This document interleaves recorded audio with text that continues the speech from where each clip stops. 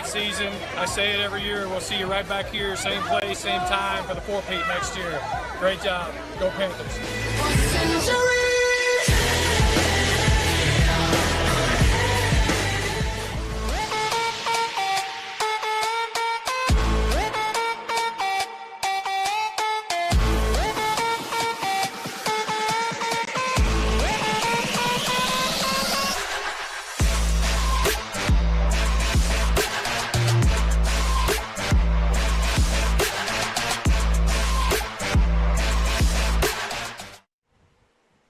Good evening, Parish Panther fans, and welcome to the Parish pregame show here before tonight's exciting matchup between your Parish Panthers and the South Oak Cliff Golden Bears, alongside my broadcast partner, Jim Dixon, here to bring you some pregame analysis before we get started tonight. And, Jim, I know you've had this date circled on your calendar all season long, although it may not be quite the matchup we were expecting tonight. Well, I had it like it was Christmas, and to be honest with you, the 3-0 for Parish and the 0-3 for South Oak Cliff matters not. I mean, these guys are going to toe it up. Sauk came in, and they did the exact same thing as Parish did. They set their schedule to test their kids early on, and they're going to get through tonight and roll through district play, I would imagine, unscathed, and same for Parish. Yeah, the Golden Bears of South Oak Cliff scheduling two 6A opponents in this preseason, with both Duncanville, who is a nationally ranked power in Max Preps, as well as the DeSoto Eagles. And both of those games, I mean, they held Duncanville to 13 points in their opener, a 13-6 win for the Panthers. And then last week, not quite the same result, losing 42-23 to DeSoto, but still the rushing attack, the defense for South Oak Cliff strong, holding DeSoto to only 186 yards rushing in that game, could prove interesting tonight for Maddox Reed, Cedric Mays, and the running backs for Parish. Yeah, and both squads have, athletes aplenty on both sides of the ball. And from what I've seen with South Oak Cliff, the Golden Bears are extremely disciplined. They finish their plays. They don't get jammed on the lines. They do everything you could ask a high school age kid to do in a football game, and they do it with great prowess and presence. Absolutely. And tonight also Sawyer Anderson coming off an excellent night last Friday night in Austin with 5 touchdown passes against the LBJ Jaguars. He'll be tested tonight in that South Oak Cliff secondary, going up against the 4-star Texas commit Malik Muhammad. Yeah, and I think it comes down to, for Parish, it just comes down to execution consistently and early, and it seemed like they righted the ship after kind of a sputtering first quarter last weekend against LBJ, and they certainly have the execution ability in their bag. They just need to be able to call on it when they need it. And the Parish defense will have a very different looking offensive backfield to face against South Oak Cliff, the state title team from last year, with featuring 3 seniors, all gone now. The quarterback, Kevin Henry Jennings, he graduated and left, along with the 2 running backs, Keandre Hollywood and Quaylen Farrar. So a new look backfield for South Oak Cliff, and the Parish defense looking to give them fits tonight here at Gloria Snyder Stadium.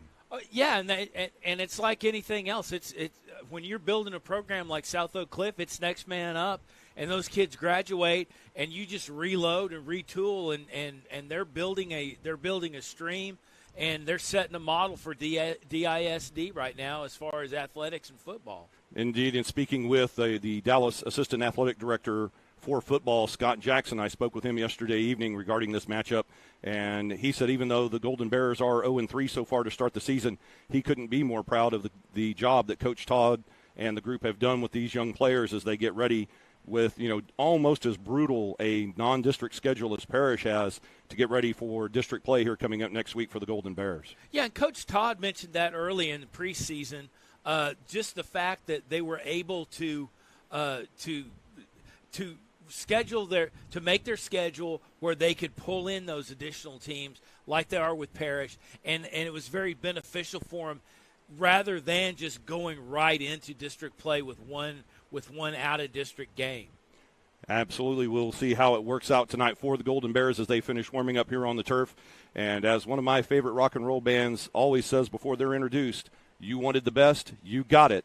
And that's what Parish has tonight here with the South Oak Cliff Golden Bears, the defending UIL Class 5A Division II champions. Yeah, it's just going to be a matchup. I don't care about the records. I mean, it kind of very much like Cowboys Redskins or something like that. You just throw the records out and play football. Yeah, and I mean, that's all you can do is just settle the kickoff and get the teams out there and roll them out.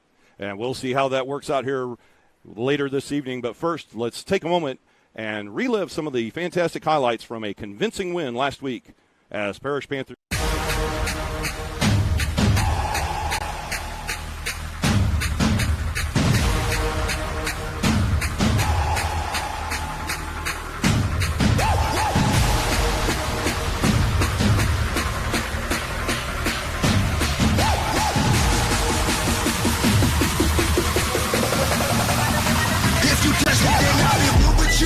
Like who was you? What rendezvous? Knuckles up. Be so up, boy. Fill your cup. Choose wise. Your mind tell you true lies. We go toe to toe. Homie, what's your shoe size? Two katanas. I make it hot like we in Punta Cana. Duck your cameras. Stuck in traffic. Up in some balaclavas. Fucking savage. We come to ravage. Flexing like Muhammad Ali. Standing tall all over you average. Black way. Black way. To my feet. Wearing black shades. Like I'm played in these streets. It's a dark day. Watch the sharks spray on weak. Take your diamonds off, you call it Blue Street. Cause it's wartime. Black ray, to my feet, wearing black shades. Like I'm played in these streets, it's a dark day. Watch the sharks spray on weak. Take your diamonds off, you call it Blue Street. Cause it's wartime.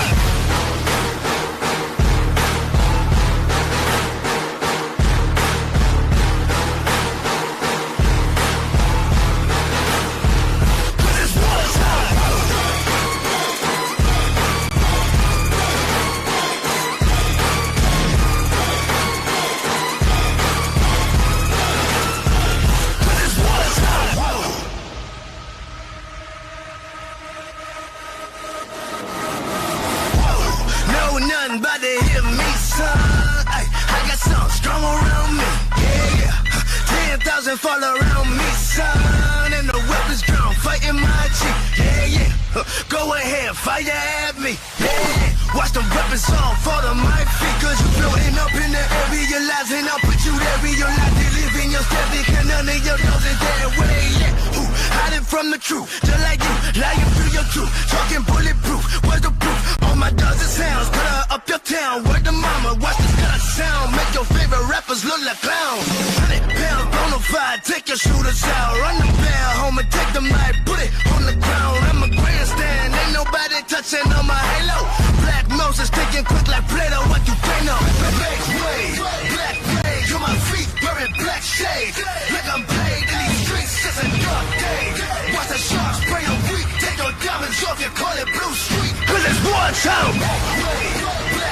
To my feet. Wearing black shades. Like I'm played in these streets. It's a dark day. Watch the sharks spray on weak. Take your diamonds off. You call it Blue Street. Cause it's wartime.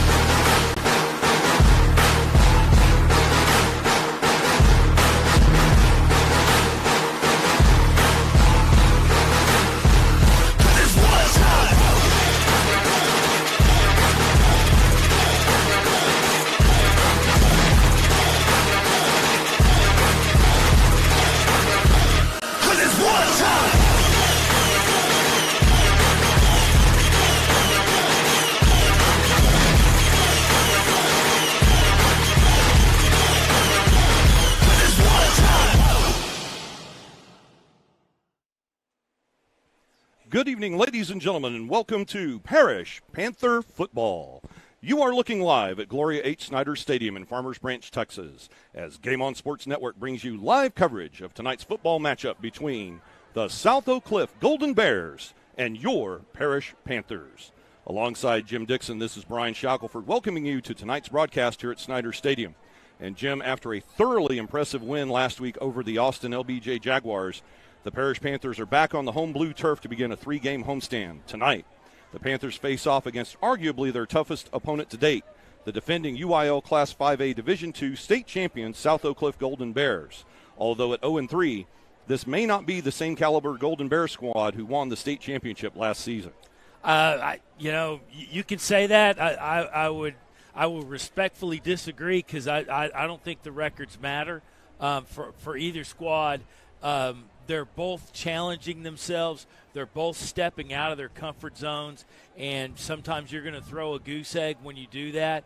And they have Sauk has definitely bowed their backs and looked down the barrel of some very good talented teams.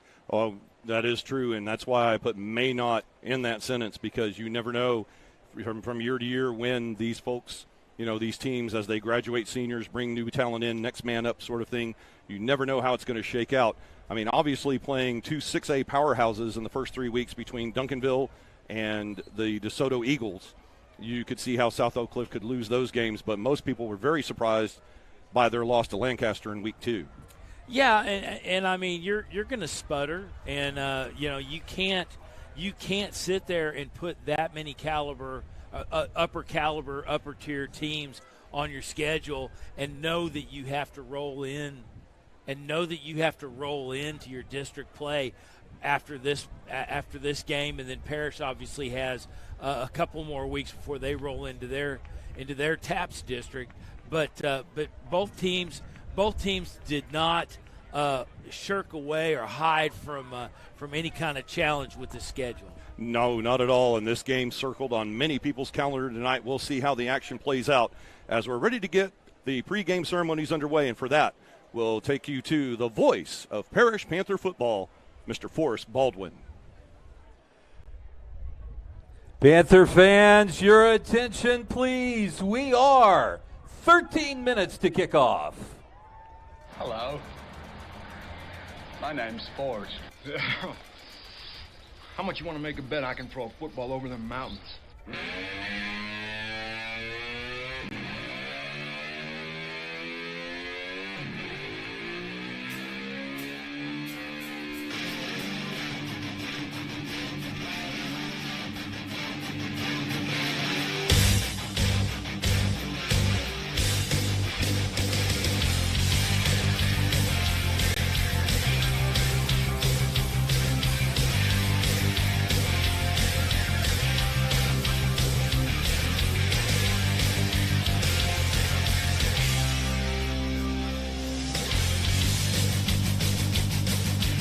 Good evening, fans. Forrest Baldwin, high atop spectacular Gloria H. Snyder Stadium, welcoming you to the campus of the Parish Episcopal School, the home of our defending and 5-time state champion Panthers.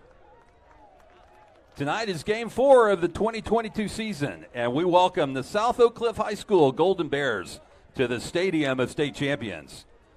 Ladies and gentlemen, the students involved in tonight's game on the field, on the sidelines, and in the stands have worked countless hours in preparation for tonight's contest. They represent their schools with pride and honor. Please encourage them with your cheers, applause, and good sportsmanship. The Parish Episcopal School and Gloria H. Snyder Stadium are proud to be tobacco, alcohol, and drug-free zones. This contest is governed by the rules and regulations of the Texas Association of Private and Parochial Schools. The officials are our guests during this game, and their decisions should always be respected. Sportsmanship should prevail both on the field and in the stands. We thank you for your cooperation. And now, on behalf of these fine schools, thank you for your attendance tonight. And let's all say those words we love to hear, because it's time for Friday Night Football in Texas. Alabama on the boombox, baby. About to get a little boondock.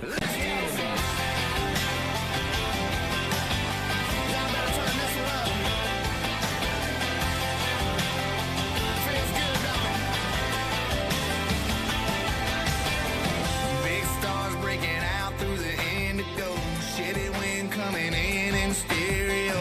Tail lights disappearing about a mile or so down the county road. Phone blowing up where you is.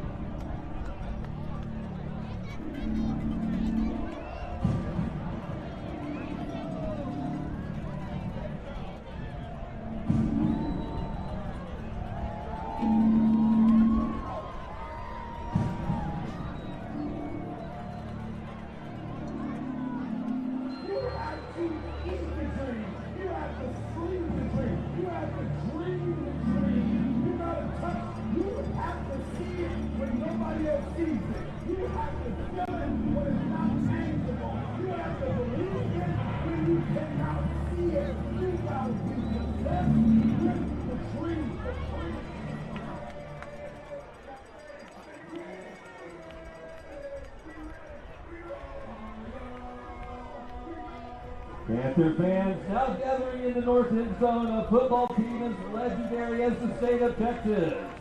They have won 5 state championships in 2 divisions.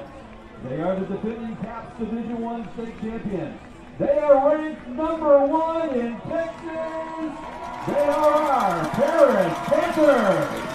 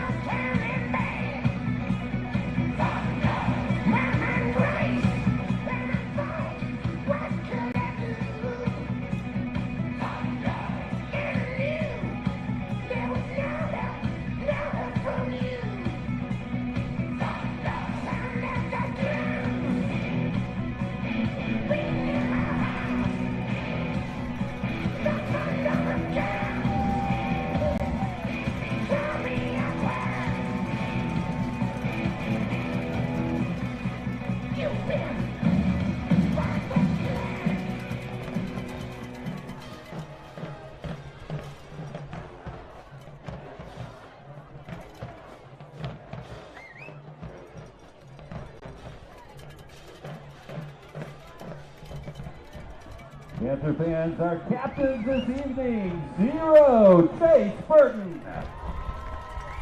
2, Trey Williams. 7, Sawyer Anderson. And 14, Daniel Kimmery.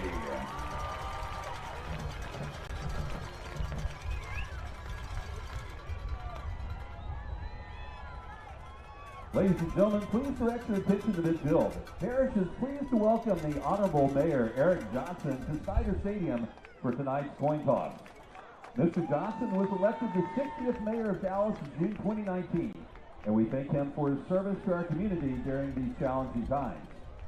The Mayor is no stranger to Friday night football in Texas, having started as a fullback during his high school playing days at neighboring Green Hill School. Mayor Johnson is now a member of the Parish family, as he is the proud uncle of Panther defensive back junior Isaiah Johnson. Please join me in welcoming the Honorable Mayor Eric Johnson to Snyder Stadium.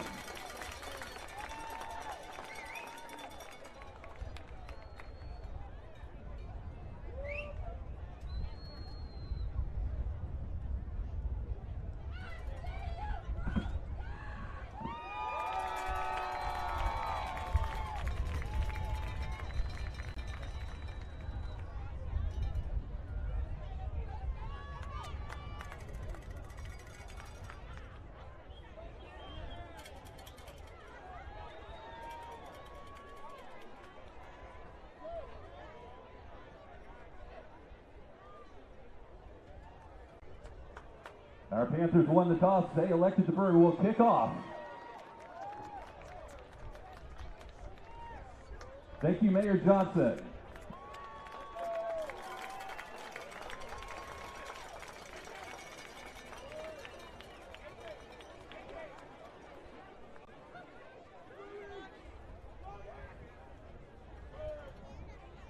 Football fans, please rise if able and kindly remove your hats for our prayer given by Mother Alina, the Midway Campus Chaplain. Let us pray. Almighty God, we thank you for this day and for the opportunity to cheer on our teams tonight.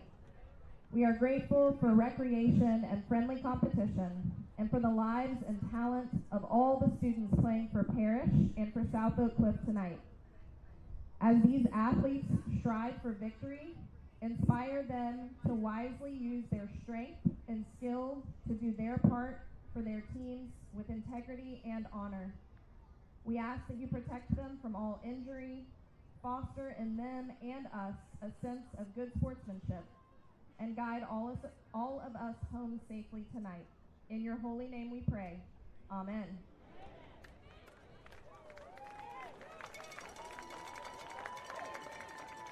And now please remain standing as we honor our brave servicemen and women throughout the world. And we remember that all men are created equal, that they are endowed by their Creator with certain unalienable rights, that among these are life, liberty, and the pursuit of happiness. Our national anthem this evening is performed by the United States Air Force Band.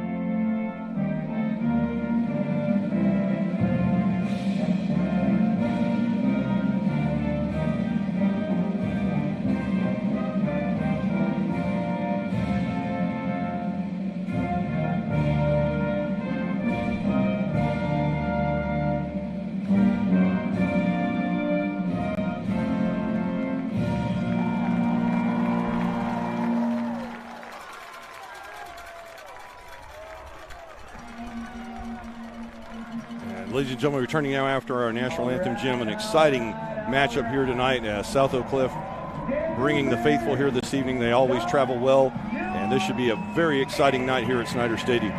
It should, and the Parish home side is absolutely jam-packed and fired up, and I think that coming in 3-0 certainly builds some momentum for the home faithful, and Sauk had to travel up here. It's a good hour with no traffic coming to the north side from South Oak Cliff. So indeed, and it looks like also we're going to be treated to the world famous South Oak Cliff Golden Bear Band this evening. Glad to see that the band can make it as well. They always provide that extra excitement and entertainment here at a football game on a Friday night. They will throw it down for you. That is the perfect word for it. They do throw down, and it is a sight to behold. And folks, we're ready for another sight to behold here at Snyder Stadium as the Parish won the toss. They have elected to receive to begin this game. Coach Novikov wants to put his offense on the field to start the game, and no wonder why, with Sawyer Anderson coming off a 5-touchdown evening last Friday night in Austin. Sawyer 15 of 29 for 203 yards and 5 touchdowns. 3 of those touchdowns caught by Derek Eusebio. So we'll look to see if Sawyer, Anderson, and Derek Eusebio maintain that combination tonight and how they will handle the cornerback for South Oak Cliff, the 4-star Texas pledge, Malik Muhammad. Well, and I think the thing that plays into Parish's offense is definitely having Madison Reed back in off of injury and the contribution that he made.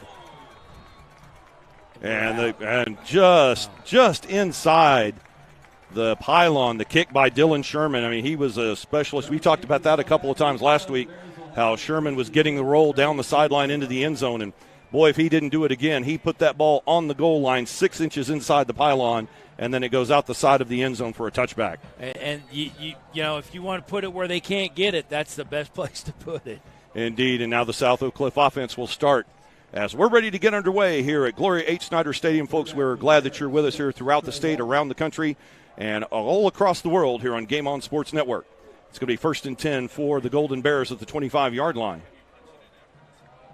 The handoff straight up the middle, a hole out to the 35-yard line. A good gainer on first down for the Golden Bears with the carry, number 2, Tedrick Williams. Yeah, and Irving's going to have his hands full tonight with that right-hand side.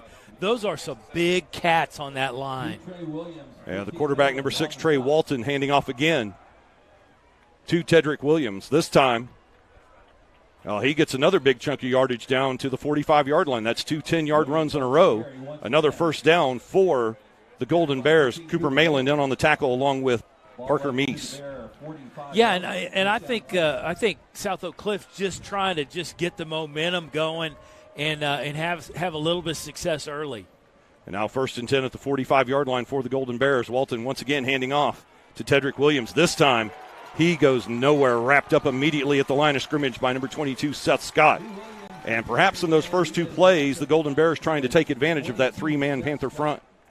Yeah, and you know, Parish got closed off on the ends. You know, the tackle for South Oak Cliff just scraped in and closed that end off, but it really didn't have anywhere to run with the linebacker closing in. And now the Bears face 2nd and 9. Once again, Tedrick Williams with the handoff. Another first down as the center for Oak Cliff is opening up a huge hole.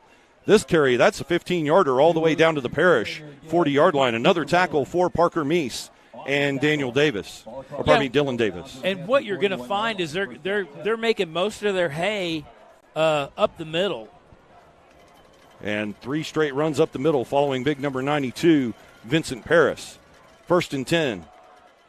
Tedrick Williams again searching for a hole. This time he'll cut over right guard, and he'll only gain about 4 on the play. The first tackle of the evening for number 85, Caleb Irving. And we'll see how the defensive ends feature in this game, as both Caleb Irving and Trey Williams had big nights last week against Austin LBJ. I mean, it's not flashy, but it's effective.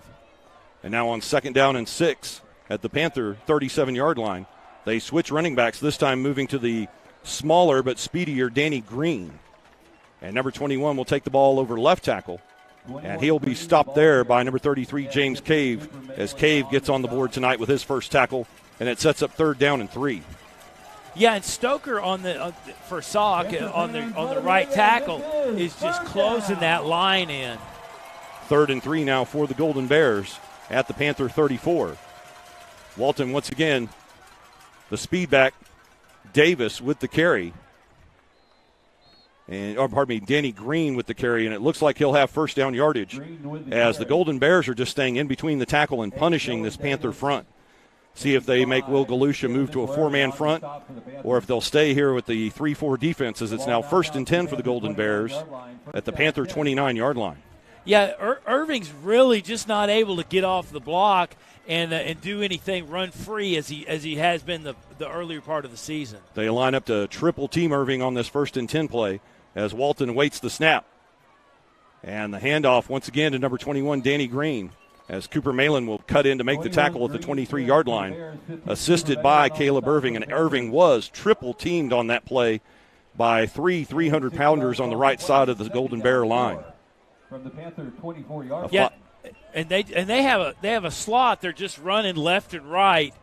And you would think that's the power side, and really he's just kind of pushing forward, and they're opening up the center of the line. And another big hole there for number 21, Danny Green, as Ian Ussery is just taken out of the play by the center, Vincent Paris. And another first down. South Oak Cliff methodically moving the ball here in the opening drive of the game. 8:15 to play in the opening quarter. No score, as this is the first drive of the game. It's now a 1st and 10 for South Oak Cliff at the Parish 16-yard line. 2 receivers to the top side as Trey Walton delays the count. Now he'll hand off again. Tedrick Williams back in the game, and this time a big hit by Seth Scott will hold Williams to a gain of, they'll call it a gain of 2 on the play. Yeah, Scott just got off his block and got inside. Really didn't kind of cheat, just kind of ended up there and was able to bring the Sock runner down. And it looks like the Sock offensive line keying on Ian Ussery and Caleb Williams in this drive. 2nd down and 8, Golden Bears now at the Parish 14. They'll bring in a 4th down lineman in Trey Williams. And now Walton will throw. And that pass by Trey Walton behind the intended receiver, number 16, Joshua Manley. Manley covered here on the near side by number 6, Bryson Blackmore. And it's 3rd down now for the Golden Bears after their first pass attempt on this drive. Yeah, and Manley just didn't really get a good route. He wasn't really committed to it. And the the throw was just out of his reach. But that was, for the first pass of the night, when you're on Parish's 18, that's not a bad hand to play. And it appears we may have an issue here if South Oak Cliff takes timeout, or we have a problem with the clock. And now a personal foul being marked off against South Oak Cliff. I didn't see a flag on the field, Jim, but all of a sudden the referees had a brief conference and have now assessed a 15-yard penalty on South Oak Cliff. Well, Coach Nunkoff was out to the hashes chirping, so he was definitely saw something he didn't like. Perhaps it's these black towels that are causing a problem for Parish, but we'll find out. And it's now 3rd down and long for South Oak Cliff back at the Parish 29. Walton with Williams in the backfield. Parish remaining very disciplined on the snap, as now Trey Williams in a down lineman position on the right side of the defensive setup for Parish. The clock down to 5, and it looks like Coach Todd will talk this over with his squad. Timeout, Golden Bears.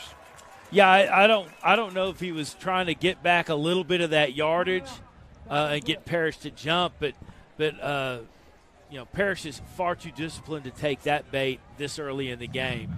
And we did see some things that I like there with the Parish defensive line, that they're moving and shifting on these fake snap counts to see if perhaps they draw South Oak Cliff offside, because as long as they don't enter the neutral zone, then that would be a false start on South Oak Cliff. Yeah, and they're coming in with a closed end or bringing a linebacker up to come in as a down lineman and adjusting for that 3-man front that so far South Oak Cliff has been able to manage fairly well. Well, now that they've moved inside the Parish 30-yard line, the defensive coordinator, Will Galusha, has started to flex that and is showing them different 3-man looks and occasionally a 4-man front look. And perhaps South Oak Cliff a little phased here as they now face a 3rd down and long situation. The ball at the 29-yard line, they'll need to get all the way to the 6 for a first down. So the Bears looking at 3rd down and 23. Right, and this is not a typical drive for South Oak Cliff. I mean, just running up the belly. It's something they are perfectly capable of doing, but not something they do on great regularity in the entire drive. No, I think this was just an opening test in the game to test the overall size and weight of their offensive line against the defensive 3-man front of Parish. And now we'll see what Coach Todd and team have dialed up. 3rd and 23 for the Golden Bears at the Parish 29-yard line. The clock back in play, 7-12 and running. And the handoff up the middle with the carry, number 2, Tedrick Williams. Another penalty flag comes in. And 2 penalty flags early in this game, although we never saw the first one on the personal foul. And Seth Scott making the tackle but losing his helmet in the process. Well, and I think what might have happened is Scott continued to play after losing his headgear, and they're going to throw a flag on that. Yeah, I believe that ends up being a personal foul or an unsportsmanlike. I'm not sure. We'll get the call from tonight's referee, Tommy Gilliam. During the play, personal foul, 22. His helmet came off, and he participated. And it is a personal foul, which will give a first down to Parish. Automatic first down. And your referee crew here tonight at Snyder Stadium, courtesy of the Texas Association of Sport Officials. Your referee tonight, Tommy Gilliam. Tonight's umpire, Lee Smith. The head linesman, Ron Lynch. Your line judge, Doug Mays. The back judge, Tommy Manning.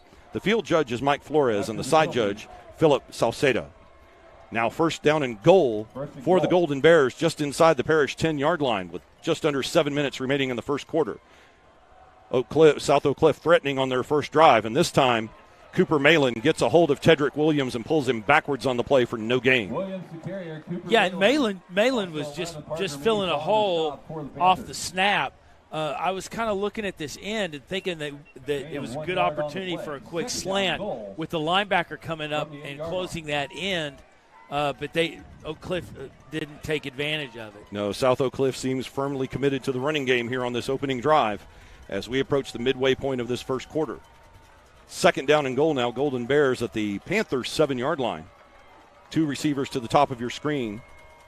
As Walton gets the snap, he'll hand off again to Williams. And Williams behind that big offensive line will be stopped at the 5-yard line. The offensive line push all the way down to the 1. But Seth Scott makes the tackle 3-yard line. It looked like at the 5, but it looks like they're going to mark the ball at the 3-yard line, making it 3rd down and goal. Yeah, the Golden Bears were well into the second block on that series with that line on the right-hand side. A jumbo package on the left-hand side, now 3rd and goal. And quickly, defensive coordinator Will Galusha calls timeout as Parish will talk this over with 5:39 remaining in the opening period. No score here at Snyder Stadium as this is the opening drive of the game for South Oak Cliff. Parish yet to touch the football in this game as they kicked it away. They'll have the ball in the second half, winning the coin toss and deferring.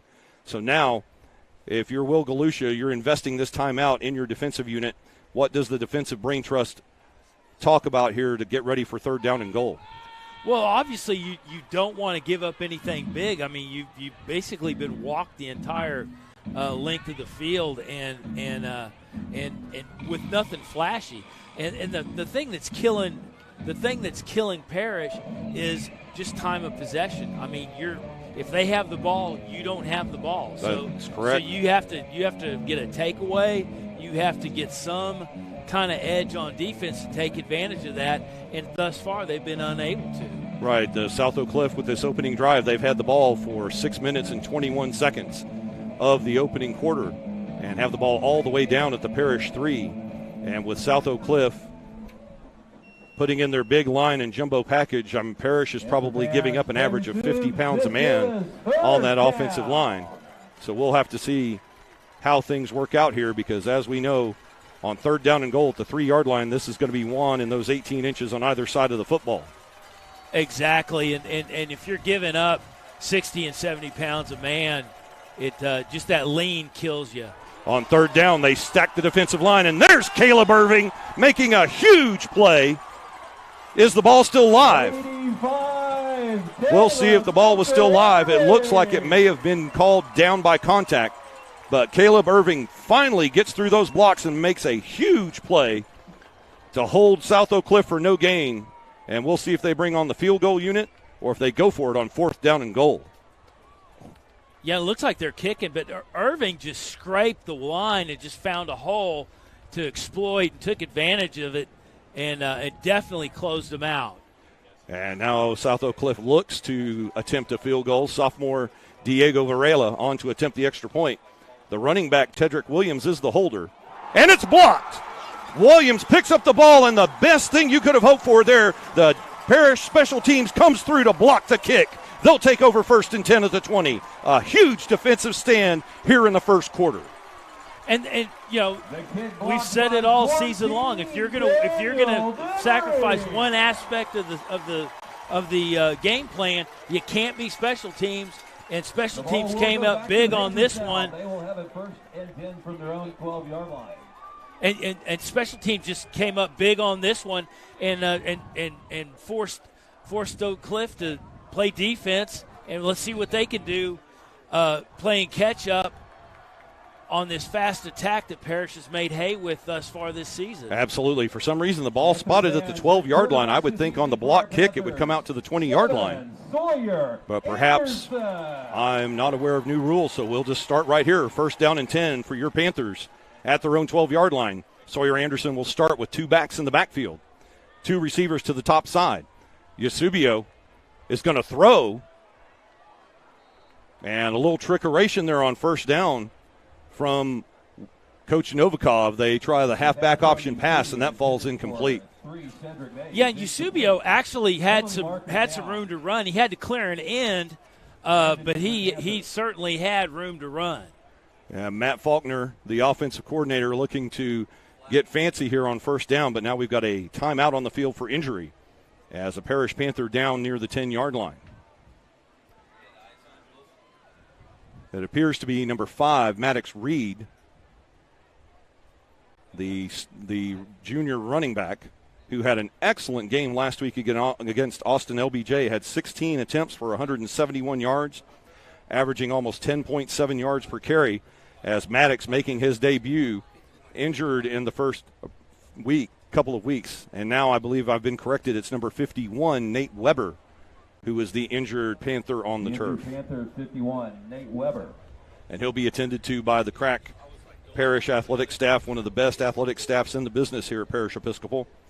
as Neil Matz and crew will look to Weber's injuries. We have timeout here on the field with 4:40 remaining in the first quarter.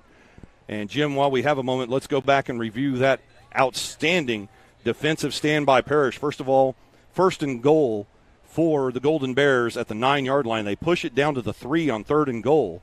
A huge goal line stand, an amazing effort by Caleb Irving for no gain, and then to come in and block the field goal on 4th down. The best you could have hoped for in that situation if you're a Parish Panther. Oh, for sure. That's an outstanding outcome. You're sitting there with your tail on the goal line, and they've given you a ton of opportunities. They marched it back on a 15-yarder, and then they push you right back over there, and your will is obviously tested on the defense, and that's a tremendous outcome, and that's one of those opportunities that can basically just squell all that momentum that South Oak Cliff built up in that first possession. Right, and hopefully now the momentum transferring to Parish after that goal line stand and blocked field goal. Following the first incompletion, 2nd down and 10 Panthers as we resume play with 4:40 remaining in the first. The handoff, Cedric Mays with the carry. He'll take the handoff from Anderson. And the big men for Parish doing a little bit of work of their own. Sam Liu leading the block for Derek Mays out close to the 14-yard line. That's going to be, it'll be a gain of 2, setting up 3rd down. 3rd down, 8. But definitely trying to impose their will. Nicholas Ferris, the junior offensive lineman, as well as Sam Liu on the left side of that offensive line. Parish now in the trips formation. They'll bunch the 2 receivers at the top of your screen on 3rd down and 8 here at the Panther 14-yard line. Reed, the lone setback for Anderson. Anderson back to throw. He'll go to the trip side. And that pass, it's picked off. Up in the air. Eusebio tipped that up in the air and picked off by South Oak Cliff. And that is one that Anderson will wish that he had back as the ball turns over to the Golden Bears. Yeah, Eusebio had to come back on the route. It was right in his meat hooks and just didn't get his hands around it and pushed it up on the tip drill, and that's why they do that in the secondary. They just work on that tip drill, and South Oak Cliff was able to take advantage of it. And now following the interception, the Golden Bears will go back to work with a short field. 1st and 10 at the Panther 28-yard line. We're at 3:53 remaining in the opening quarter. Still no score. Each team has had the ball once on offense. This is the second drive for the Golden Bears. The screen pass complete on the far side. And all the way down to the 12-yard line as Walton's throw pulled in by number 5, Randy Reese. And Reese, a senior that a lot of schools are looking at the next level. And that play just showed you why as they get the ball all the way down to the 12-yard line, 1st down and 10. Yeah, and that was really more the approach I was expecting from South Oak Cliff early, not these dives and drives up the middle. Trey Walton now, he'll hand off on 1st and 10. And Seth Scott is earning his paycheck this evening. He takes number 21, Danny Green, back about 1.5 yards on that play. It looks like they'll actually give him a gain of 1 yard. We'll make it 2nd down and 9. Big play there by Seth Scott. Yeah, Scott just held his ground, filled the hole, and that's all you could ask for him from that position. And we'll call it 2nd down and 9 for South Oak Cliff at the Parish 11-yard line. Walton with a single back in the backfield. He'll hand off straight ahead to Green and into the end zone. That's number 21, Danny Green, with the opening score of the game for the South Oak Cliff Golden Bears. An 11-yard run, and South Oak Cliff, after the interception, made that look easy, scoring in just 4 plays. Yeah, and Green got loose, and that entire line was almost second level as soon as he cleared the line. They didn't really have to push anybody around. Green had a lot of real estate to move in. And now on to attempt the extra point. Diego Varela, the sophomore kicker. Tedrick Williams will hold. For the Bears, 19, Diego Varela. And Varela splits the uprights. The extra point is good. And folks, your score with 2:52 remaining in our opening quarter here at Gloria H. Snyder Stadium. It's now South Oak Cliff Golden Bears 7, your Parish Panthers 0. And now following the interception, which the Golden Bears have cashed in for 7 points, the Parish offense has to go to work. Yeah, I mean, they need a substantial, sustained drive. I mean, you gotta come up with something to answer, and you need your guys to push up field and perform like you have been in the first 3 games. And arguably, they're a tough road to hoe for the defense with a very short field, only 29 yards from the goal line. So a 29-yard drive on 4 plays, the scoring effort for South Oak Cliff. And now Varela will tee the ball up for the Golden Bears at the 40-yard line, as Cedric Mays and Daniel Demery will drop deep for the Panthers. 2:52 remaining here in the opening period. 7-0 the advantage for South Oak Cliff. And let's see if the Golden Bears stay disciplined in their lanes and shut this thing down, or if Parish can get loose and shorten the field. A short kick by Varela. That will be taken by Demery at the 17-yard line. He's going to find a blocker in Mays. Break a tackle. Run his own man over at the 30. Still going 40-yard line. And a nice kick return there for Daniel Demery. Making the stop on special teams. That's number 21, the running back, Danny Green. And now Parish starts all the way out at their 41-yard line. A good omen to start this drive for the Panthers. Yeah, and Oak Cliff they just collapsed out of their lanes and gave them an opportunity, particularly with Parish scraping up and looking for a hole and opportunity to exploit, which they did. And a great block there by Cedric Mays on special teams to spring Daniel Demery for a 22-yard kick return. So now a spread formation for the Panthers on 1st and 10 at their own 40-yard line. Maddox Reed, the setback, he'll get the zone read handoff. And he'll be thrown down at the line of scrimmage for no gain. With that tackle for the South Oak Cliff Golden Bears, that's Billy Walton. And the defensive lineman, a 6'4", 240-pound senior, just threw Mays down on the blue turf for no gain. Well, I think what you're going to see with Oak Cliff is they're showing you so many different things. They'll show you four man down. They'll have that guy drop into coverage. They'll have a corner come up, and they're just going to show you so many things before the snap of the ball that you have to react to. And now the trips come to the bottom side of your screen on 2nd down and 10 at the Parish 41-yard line. Reed remains the setback with Anderson as Mays, the centerpiece in the trips formation. Now the ball loose. And Anderson and Reed miscommunicate on the handoff, but Reed able to fall on that loose football. Parish maintains possession. They now face 3rd down and 10. That's an okay outcome to be 3rd and 10. That was almost a very, very catastrophic undoing if they would have lost that ball in a fumble. True statement. There's some nerves perhaps starting to show as Parish trailing now for only the 2nd time this season. They trailed briefly against Episcopal School of Houston in week 2. And now Anderson to throw on 3rd down and 10. And the out route too far in front of Derek Eusebio, and this will probably force a punt on 4th down from the Panthers. Yeah, what you saw there was Billy Walton. Billy Walton got his arms. He's a big kid. Got his arms up and basically altered the pass trajectory, and really didn't even put a hat on anybody. And now James Cave, the punter for Parish, will kick it away as Corinthian Coleman, number 14, drops deep for the Golden Bears. Trey Williams trotting on the field to get the right personnel on. As Parish will punt the ball away on 4th and 10 at the 41-yard line. Cave gets a good punt away. Coming to the near side, it's going to check up.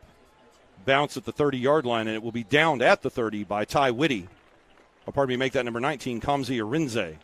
And now South Oak Cliff goes back to work on offense with 1:08 to play in the first quarter, and they have a 7-0 lead over the Panthers. Yeah, and that was too bad that Cave couldn't just get that thing to roll a little bit better. Turn over just a little bit more. South Oak Cliff did not want to contest the punt, and if that would have rolled favorably, that surely would have buried him deep in their own end. Well, as it is, that's a 39-yard punt, no return, so 39 yards on the net. Now as the Golden Bears will go back to work at their own 30-yard line. Trey Walton remains the quarterback on 1st down and 10. He'll have number 2, Tedrick Williams, in the backfield with him. The jumbo bunch formation on the right side as Williams gets the handoff, working to his left and right into the arms of number 11, Parker Meese, who makes the stop, along with Caleb Irving. And Irving starting to manage those big guys in front of him wearing yellow jerseys tonight. Yeah, and they've subbed out their quarterback, so they're obviously going to try and give him a different look with Kopecky now. And now in the game at quarterback, number 12, Carter Kopecky. And he's going to keep it and take off down the near sideline. He faked the handoff, and everybody bit on the handoff on Kopecky with a gain all the way down to the Parish 45-yard line. That's 22 yards on the play, first down, South Oak Cliff. Well, I don't think it's quarterback. I don't think it's running back, receivers. The story is that 2 feet on both sides of the ball, and thus far South Oak Cliff has done the job of superiority on that. And Kopecky now handing off on 1st and 10. Tedrick Williams will simply take the ball to the near sideline. He's going to be pushed out there by Bryson Blackmore, wearing number 6 in red for your Panthers. And they're going to mark that at the 38-yard line for a 7-yard gain. And you're right, Jim. It appears that the offensive line for South Oak Cliff is thoroughly dominating the line of scrimmage as we have less than 30 seconds to play in our first quarter. Yeah, and Parish is answering back with bringing a corner or a linebacker down to see if they can shift. And now Kopecky to throw. The pass complete, first down and more. And the catch made on the far sideline down at the 22-yard line with the reception for South Oak Cliff. That's number 1, Manny Muhammad, getting some plays in on offense. And now another fresh set of downs for South Oak Cliff, 1st and 10 at the Parish 22. Yeah, Caleb Irving was tied up after the play down here well past the ball. So, I mean, frustration is starting to rear its ugly head at this point. 1st and 10 for the Golden Bears. Kopecky staying in the game, handing off straight ahead. And a short gain for the Golden Bears by number 2, Tedrick Williams. He'll be wrapped up by Caleb Irving and Ian Ussery as the horn sounds, ending our first quarter of play. And, folks, we've got the first 12 minutes in the books here on Friday night as we move forward in Week 4 of the 2022 Parish Panther season. And, ladies and gentlemen, your scores, we head to second quarter action here at Gloria H. Snyder Stadium. It's South Oak Cliff Golden Bears 7, your Parish Panthers 0. And, Jim, that was offensive line control by South Oak Cliff in the first quarter. Oh yeah. That you have lost. Georgia Stevens going up to the press box. Yeah, that's where the tale was told, and I mean when I came and looked at everything, I was thinking athletes all over the field, and that's very true. But I did not see the interior line dominating the way they did. And just shaking up that Parish defense the way it did. Well, the Golden Bears able to cash in on the tip drill interception off of Sawyer Anderson. That ball bouncing off the hand of Derek Eusebio. And the Golden Bears with a short field take that ball 29 yards to pay dirt. And that is your lone score here in the first quarter. A 7-0 lead for South Oak Cliff as we get ready to start the second quarter of play. But South Oak Cliff once again driving as they've got the ball just outside the Parish red zone. And defensive coordinator Will Galusha is starting to add some beef to that defensive line to stand up against the 5 big offensive linemen for the Golden Bears. Yeah, Parish needs to figure out how to force their hand and get back in a rhythm on the offensive side. And, I mean, obviously you can't do it if you don't have the ball. And Parish needs to figure out how to shorten the field. They need to answer when they have an opportunity, and when they are on offense, they cannot turn the ball over. That is just not going to get it done. But they need sustained possessions to get their rhythm back and see if they can push the ball up the field. And Sawyer Anderson charged with his 5th interception on the season. And Jim, as we've seen this season, 3 of those interceptions were really not his fault, just like that one there. He put that in the hands of Derek Eusebio, but it got tipped up in the air, much like 2 interceptions that he was charged with against Alito that were bouncing off the receiver's hands and into the possession of the defender. Yeah, and I mean, it's still a team sport. I hate to see anybody get saddled with an interception, but it is a team sport, and you need connection to throw and catch. And darting through, Danny Green finding another big block inside the 5. He's trying to get to the goal line. And another big hole over right tackle as Danny Green takes that ball all the way down to the 1-yard line. And the running attack for South Oak Cliff just slicing through the heart of the Parish defense. Yeah, Green did an awful lot of that on his own, well inside the 10. And now, once again, Green with the handoff following the offensive line. And the officials' arms are in the air. This is another touchdown for Danny Green and the South Oak Cliff Golden Bears.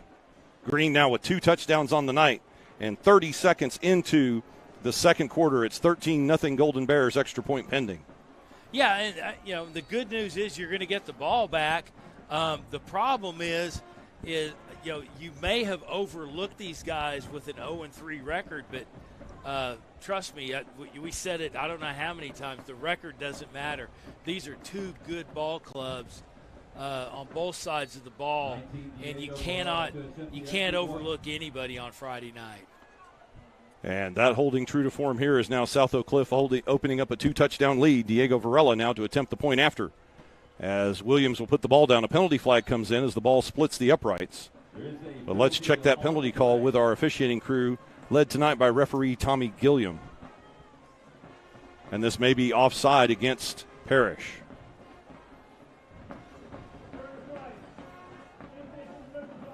And it is offside against Parish. They'll decline that penalty. The extra point good. And ladies and gentlemen, your score with 11:30 to play before halftime here at Snyder Stadium. Very quickly, it is now South Oak Cliff Golden Bears 14, Parish Panthers 0. Yeah, and Parish to this degree hasn't been tested like this thus far this season, and that's why we circled this thing on the calendar early as a test, and you certainly have to take advantage of the opportunity before you, which is the ability to play and stand with a very good team on the other side of the ball. And we'll see how the Parish offense will respond here. Getting set to kick off for the Golden Bears. Number 13, Adam Medice. And once again, Daniel Demery and Cedric Mays dropping deep for your Panthers, as the Panthers will try to get something going here following a 14-0 lead by South Oak Cliff. And once again, folks, we're glad that you're able to join us here this evening. Brian Shackelford alongside Jim Dixon here on Game On Sports Network. And we thank all of you joining us here throughout the state, around the country, and all over the world on Game On Sports Network for tonight's broadcast. Medice puts his foot into the ball. Another short kick. This will be Demery from the 14-yard line, looking for a hole. And he's going to be stopped at the 19-yard line. Good kick coverage there by South Oak Cliff. Yeah, they stayed disciplined, stayed in their lanes. We'll see if somebody can get a shot of their headgear. On their helmets, they have the Mecca, and from what basically coming off that win in the state championship last year, they set their sights on changing the program and the culture of their program, of their school, and that's kind of been their mantra, which is it's the grind, and you grind, and that's what they're doing right now. They're 0-3 and they're grinding. And Parish tries to grind out a couple of yards there on first down, as Sawyer Anderson handing off on the play to Cedric Mays. Mays will gain a yard. We'll call it 2 on the play. And big number 99 for the South Oak Cliff Golden Bears, Cortland Kidd, a 5'10", 280-pound senior, makes the stop, a gain of 2. It sets up 2nd and 8 now as the Panthers come out quickly. 2 backs in the backfield, 2 receivers to the top of your screen. On 2nd and 8, Sawyer looking to throw. He's going to go across the middle. And Mays covered up there by number 27, Samarji Gassaway. No flag on the play, and that will simply be an incomplete pass and bring up 3rd down. Yeah, I think Anderson was just a little bit behind him. He was doubled up, but they showed blitz right before the snap. They also showed a zone with the down lineman dropping into coverage, and they're showing you a bunch of different looks that Parish needs to adjust to. And now following the incomplete pass, it's 3rd and 8 for the Panthers at their own 21-yard line. 10:41 to play here in the second quarter, and now the second timeout taken by Parish as Coach Novikov will invest 90 seconds to discuss this third down play with his team.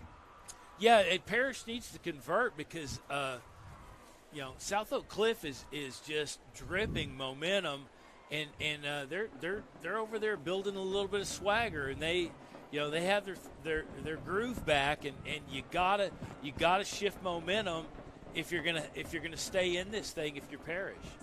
Absolutely, Parish almost a must convert here. Although I don't believe we're in a position where this is 4-down territory with 10:41 to play in the first half. But you definitely want to try to convert here and slow down the Golden Bear momentum.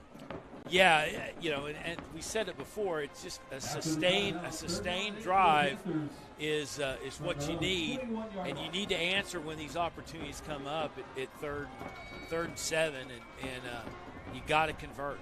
An opportunity to convert here on 3rd and 8 for the Panthers at their own 21-yard line. Anderson takes the high snap. He'll drop back. He's going to go deep down the far sideline and overthrows Derek Eusebio. Eusebio was open if Sawyer Anderson could make the connection, but the pass falls incomplete, and the Panthers will punt it away once again.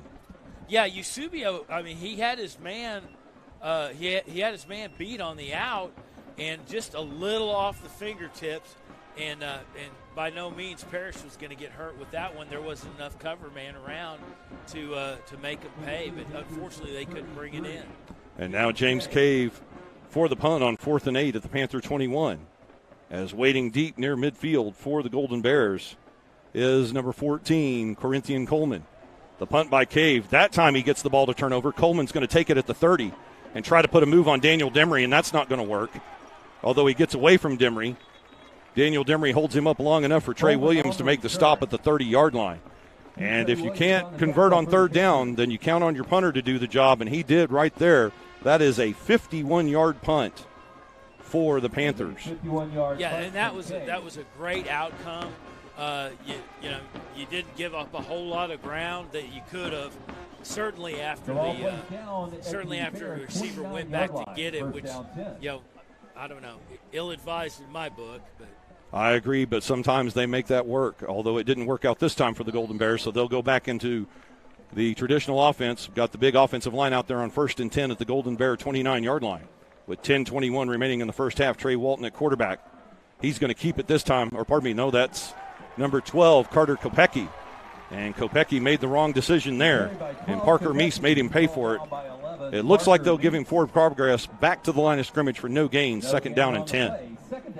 Yeah, and this is certainly a test. We've talked about it all season long, and this may be the best offensive line that this defense is going to face all season. Certainly the biggest, I would think, by any stretch. Although China Spring may have a more disciplined offensive line, it won't be this big next week, but we'll see what happens here on 2nd down and 10 as Kopecky will hand off to Green.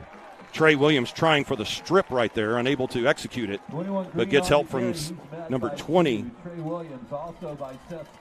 Oh, wait, that was 22, Seth Scott with the stop. And now it's 3rd down and 10 for the Golden Bears. Yeah, Scott is just rolling into holes from 7 yards back and filling them, and that's all you can ask from a player at that position. And now Carter Kopecky, the 6 foot, 175-pound sophomore for the Golden Bears, has his offense on the field on 3rd and 9 at the South Oak Cliff 30-yard line. Clock rolling, 9:10 to play in the half. Kopecky back to throw, looks to the near side, and overthrows his receiver badly. Number 16, Joshua Manley, was the receiver on the near side, and he was covered by Kamzi Arinze.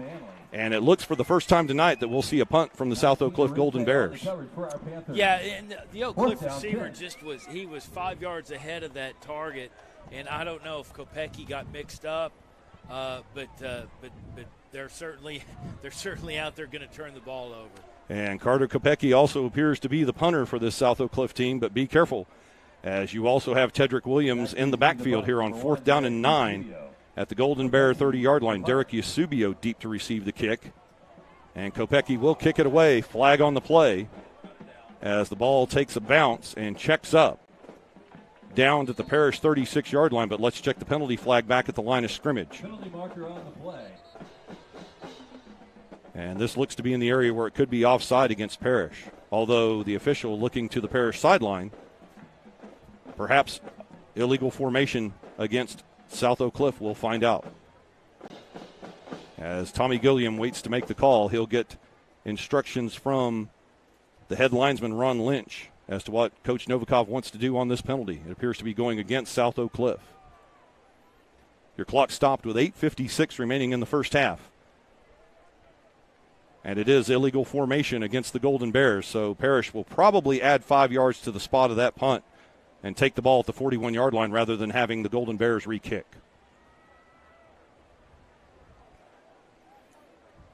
They're still talking about it. I think Coach Novikov's still thinking about it.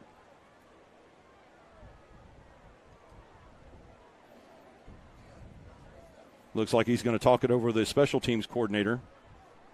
And it appears that they're going to mark him back 5 yards and have him re-kick. Give Daniel Demery a chance to, Derek Eusebio or Daniel Demery, whoever goes out this time, a chance. On the kicking team. Been declined. First down. They declined the penalty. That's odd. I thought you could take the penalty and add the yardage here at the end. Perhaps I am. You're missing a lot of rules. I guess I am. Perhaps I'm juxtapositioning NFL rules with TAPS rules or National Federation of High School rules. But in any event, Parish will have the ball first down and 10 at their own 36-yard line as the clock just under 9 minutes remaining before the half. And Parish in a 14-0 hole here at home at Snyder Stadium. Sawyer Anderson, the zone read to Maddox Reed. And Reed will lose yardage, stuffed in the backfield. 4 people on the tackle, led by number 33, Brandon Mills. Yeah, Reed just didn't get loose, but there was a corner coming up, showed blitz on the far side, and went back into coverage, and he was going to come in and just clean up, and unfortunately Reed went down before he could get loose.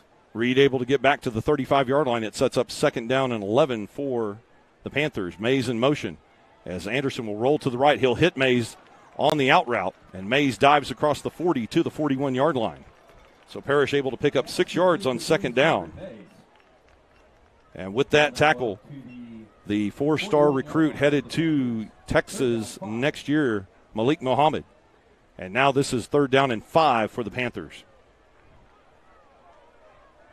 The Panthers bring the trips formation to the bottom of the screen as the clock moves with 7:50 to play in the half. 3rd and 5 at the Panther 41-yard line. Faulkner and Novikov changed the play. The signal sent in to Sawyer Anderson. Play clock down to 6. Anderson with the high snap. He's going to roll, looking for the screen pass. Now he's going to look, and just off the hands of Mays, and Mays had the first down.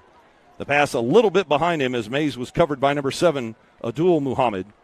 And we'll see what Novikov wants to do here on 4th down and 5. Yeah, Mays was just, with Sawyer Anderson scrambling, Mays was just running to the center to create space. And he had an opportunity if he could have got that thing in his breadbasket. And it appears that Coach Novikov and the Brain Trust will take the more conservative route. They send in James Cave and the punt team on 4th and 5 at the Panther 41-yard line. Once again, Corinthian Coleman, wearing number 14 in gold and white, drops deep for the Golden Bears. Bears playing return all the way as Cave lays into another one. And this one turns over again. Look at the roll. Daniel Demery's going to let that go all the way down to the half-yard line. What a smart play right there by the young man that will be in an Ole Miss uniform next season. Daniel Demery, a huge kick for Cave. That's going to be 59 yards on the punt, no return. 59 yards. Yeah, and the great play by the Parish Panthers, but with Demery, the thing is, he beat his man off the line through double coverage and got loose to get down to the 1 foot line to make the play. Oh yes, he was waiting on that ball to roll right to him. And excellent work there on special teams, and definitely the Ole Miss staff will love to see that this young man, as well as he plays on the defensive side of the football, puts 100% of the effort into special teams as well. And now the Golden Bears definitely in the shadow of their own goalpost. 1st and 10 inside their own 1-yard line with 7:17 to play in the half. Kopecki remains in the game at quarterback. He'll take the handoff straight ahead. And this is going to be a short gainer on the play out toward the 3-yard line. The running back, Tedrick Williams, and another tackle for Seth Scott. He leads Parish coming into this game with tackles on the year. And Seth Scott adding to his total here tonight at Snyder Stadium. Yeah, Scott and the linebacking corps are making great plays. Unfortunately, that line is just opening up on the Parish front three, and the linebackers are having to clean up, but they're doing a great job. And another handoff on 2nd down and 7. Once again, Tedrick Williams with the carry. And Caleb Irving makes the stop at the 9-yard line. And we'll see now if the Parish defense can hold on 3rd down and 2 as the clock approaches the midway point of this second quarter. Yeah, and it looks to me that South Oak Cliff is a little bit uncomfortable that deep in their own end. And they're having to play conservative. 5 men on the line now, 3rd down and 2. Kopecky fakes the handoff and almost intercepted by Daniel Demery. A dangerous pass right there, intended for number 5, Randy Reese. And Demery almost took that the other way for 6 points. Yeah, Kopecky settled on his throw, let it go, and was really low on it. And that wasn't going to be. That wasn't going to be successful for him at all. No, I think right there, as low as the trajectory on that pass was, he got the best outcome he could possibly hope for in that situation, and that was Daniel Demery dropping that football. Now, will they go for it here, or will this looks like a quick kick situation? The play clock down to 3 is now Kopecky back in normal punt formation, and he'll kick it away, almost blocked. Eusebio from the Panther 48-yard line, looking for room. He's going to cut back against the grain.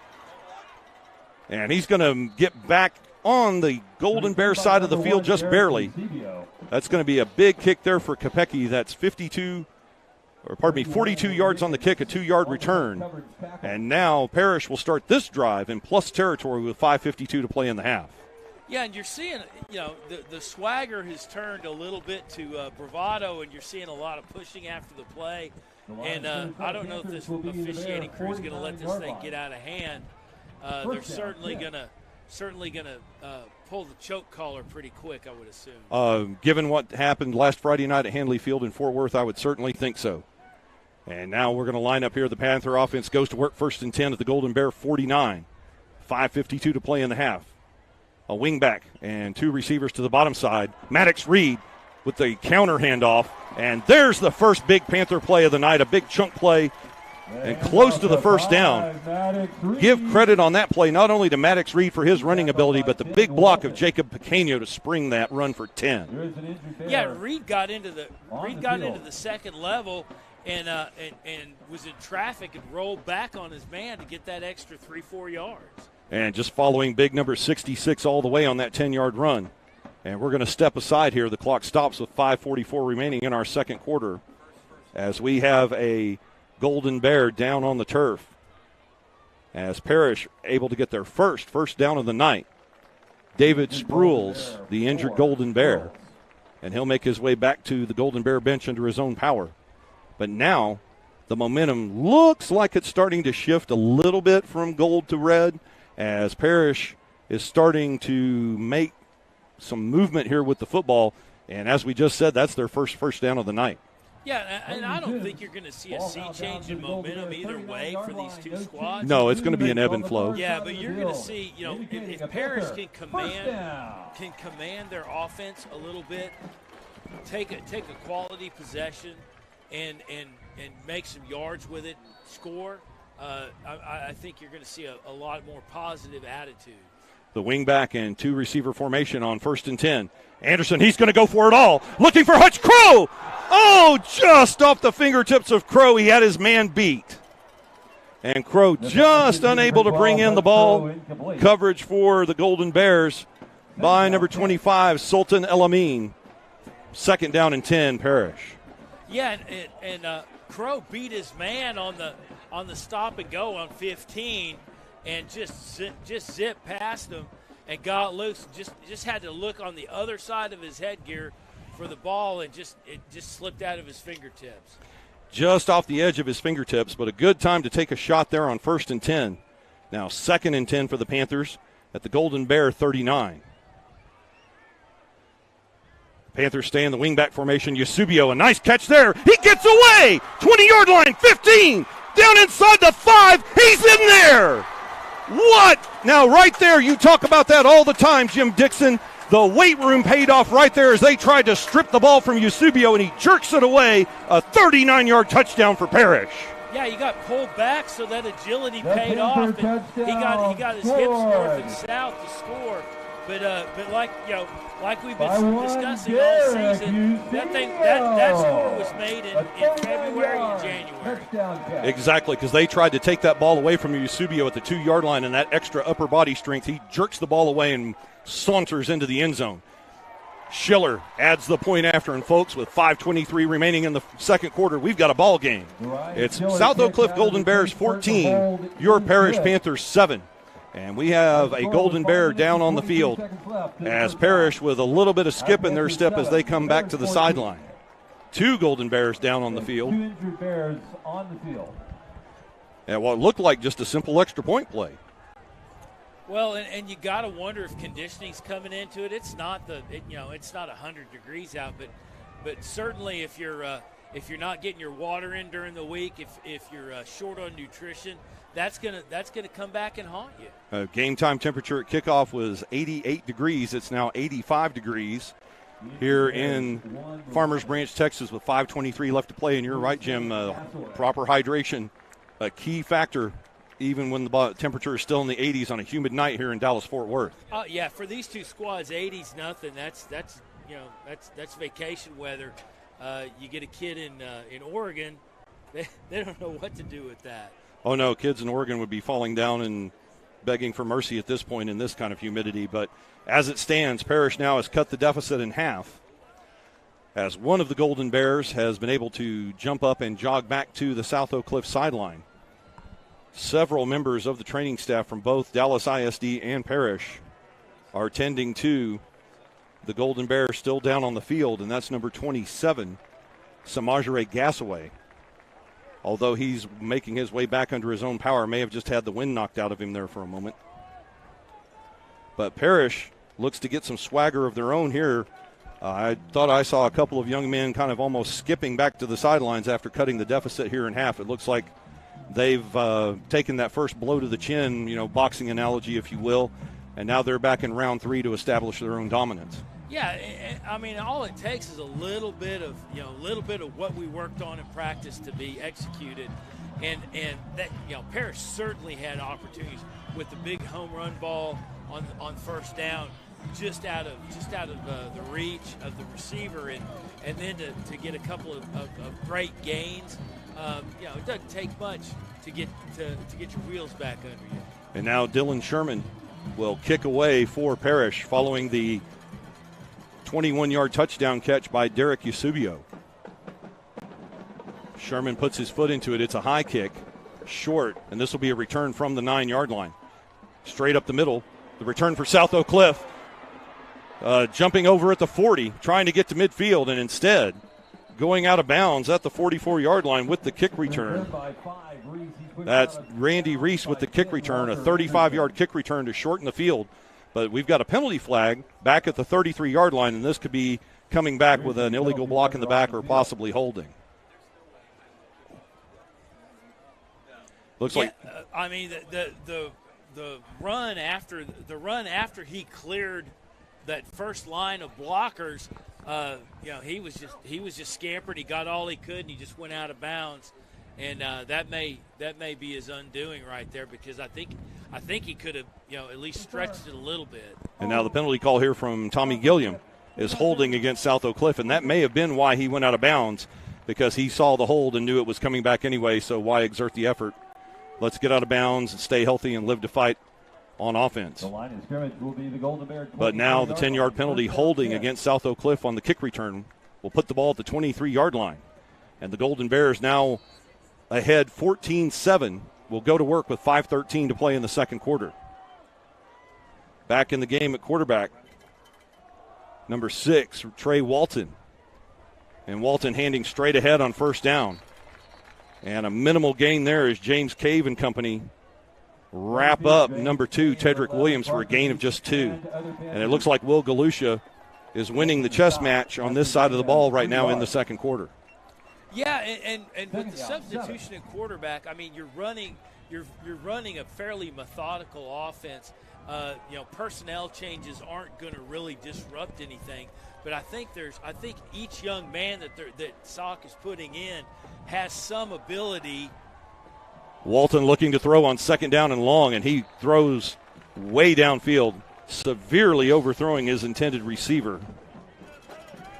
The receiver on the far sideline overthrown by a good 15 yards. That was number 15, Davion Ennis. And now it's 3rd down and 8 Panthers. Yeah, and Ennis got walled on that edge by the Parish quarterback, and that's kind of what disrupted that play. But you got to kind of guess at what attribute that each one of these quarterbacks has that they're looking to exploit or take advantage of. And now the Golden Bears facing 3rd down and 7 at their own 27-yard line. They'll hand off, and a big push straight up the middle, 1st down and more. A huge hole opened up right there for Tedrick Williams, and leaving no doubt he signals 1st down Golden Bears himself at the 47-yard line.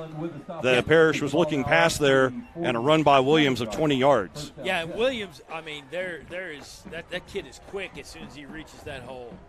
1st and 10 now at the 47-yard line. And Walton will fake it and keep it himself. Cross midfield and be stopped at the 49-yard line. With the stop, Cooper Malin. Malin and Seth Scott make the tackle. We'll call that a gain of 4. And the first time tonight that we've seen the South Oak Cliff quarterback, or specifically Walton, run the ball. Kopecky had a couple of runs earlier. Now 2nd down and 6 for the Golden Bears at the Parish 49-yard line. Clock moving under 4 minutes to play in the first half. 14-7 Golden Bears. Walton takes the snap. He's going to look to the right side. The pass complete. And what a play right there by number 19, Kamze Arinze, holding the wide receiver of South Oak Cliff short of the 1st down. The catch made out there on the far sideline, but no 1st down. It brings up 3rd down and a yard. Yeah, Arinze just snuffed that out, got his man, and just drove him and kept that thing from converting to 1st down. And now it's 3rd down and less than a yard to go at the Parish 44. Flags on the play. Walton has a 3-play. That's picked off, but it won't matter, as this is going to come back for offside. Number 8, Dylan Davis. Another penalty flag as Davis returning down the near sideline, basically getting some exercise in as he goes down at the 26-yard line. But we've got 2 penalty flags here on this play, and these may end up offsetting. We'll see. Tommy Gilliam and crew will discuss the call. Well, and you got to like that from Davis. He didn't give up on the play. Just, hey, I got a gift. Let's see what happens just in case. Indeed. And now the entire officiating brain trust meeting at the center of the field at the 45-yard line as they try to iron out what appear to be four penalty flags on the field. As I sound like the count on Sesame Street, but we're at 4.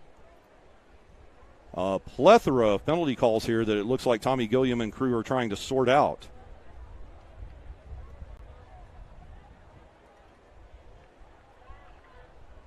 But they did get to Walton, even though they may have lined up offside and forced a bad throw right into the arms of Dylan Davis. A nice pick there on the interception for Davis. We hope it can stand.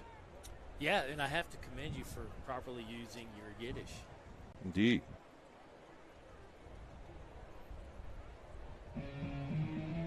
We're still working on it, though. Yeah, Tommy Gilliam and crew still trying to iron this out. As the clock stopped with 3:04 remaining in our second quarter here at Snyder Stadium. The South Oak Cliff Golden Bears still lead 14-7. And we're trying to iron out the denouement here of a 3rd down play. It was 3rd down and a yard to go, actually less than a yard to go for South Oak Cliff at the Parish 44-yard line. Penalty flags came up off the snap. That appears to be offside against Parish. And then an interception by Dylan Davis. And penalty flags on that return, so not sure exactly what's going on here. But the officials in heated discussion, or rather intense discussion, as they try to sort this out. And wisely, the Parish Panthers come to the sideline and take a water break. Well, they got the side judge. He's pleading his case. Is that what it is? It looks like Tommy Gilliam's holding court, and it's the side judge against the head linesman. And now the officials retreating to their positions as we'll get the call from Tommy Gilliam.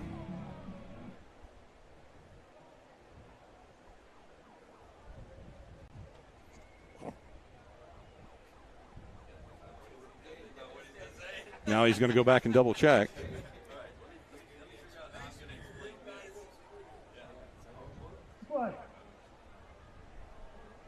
Defense in the neutral zone. After the change of team possession, we got a block in the back. Red. We had a.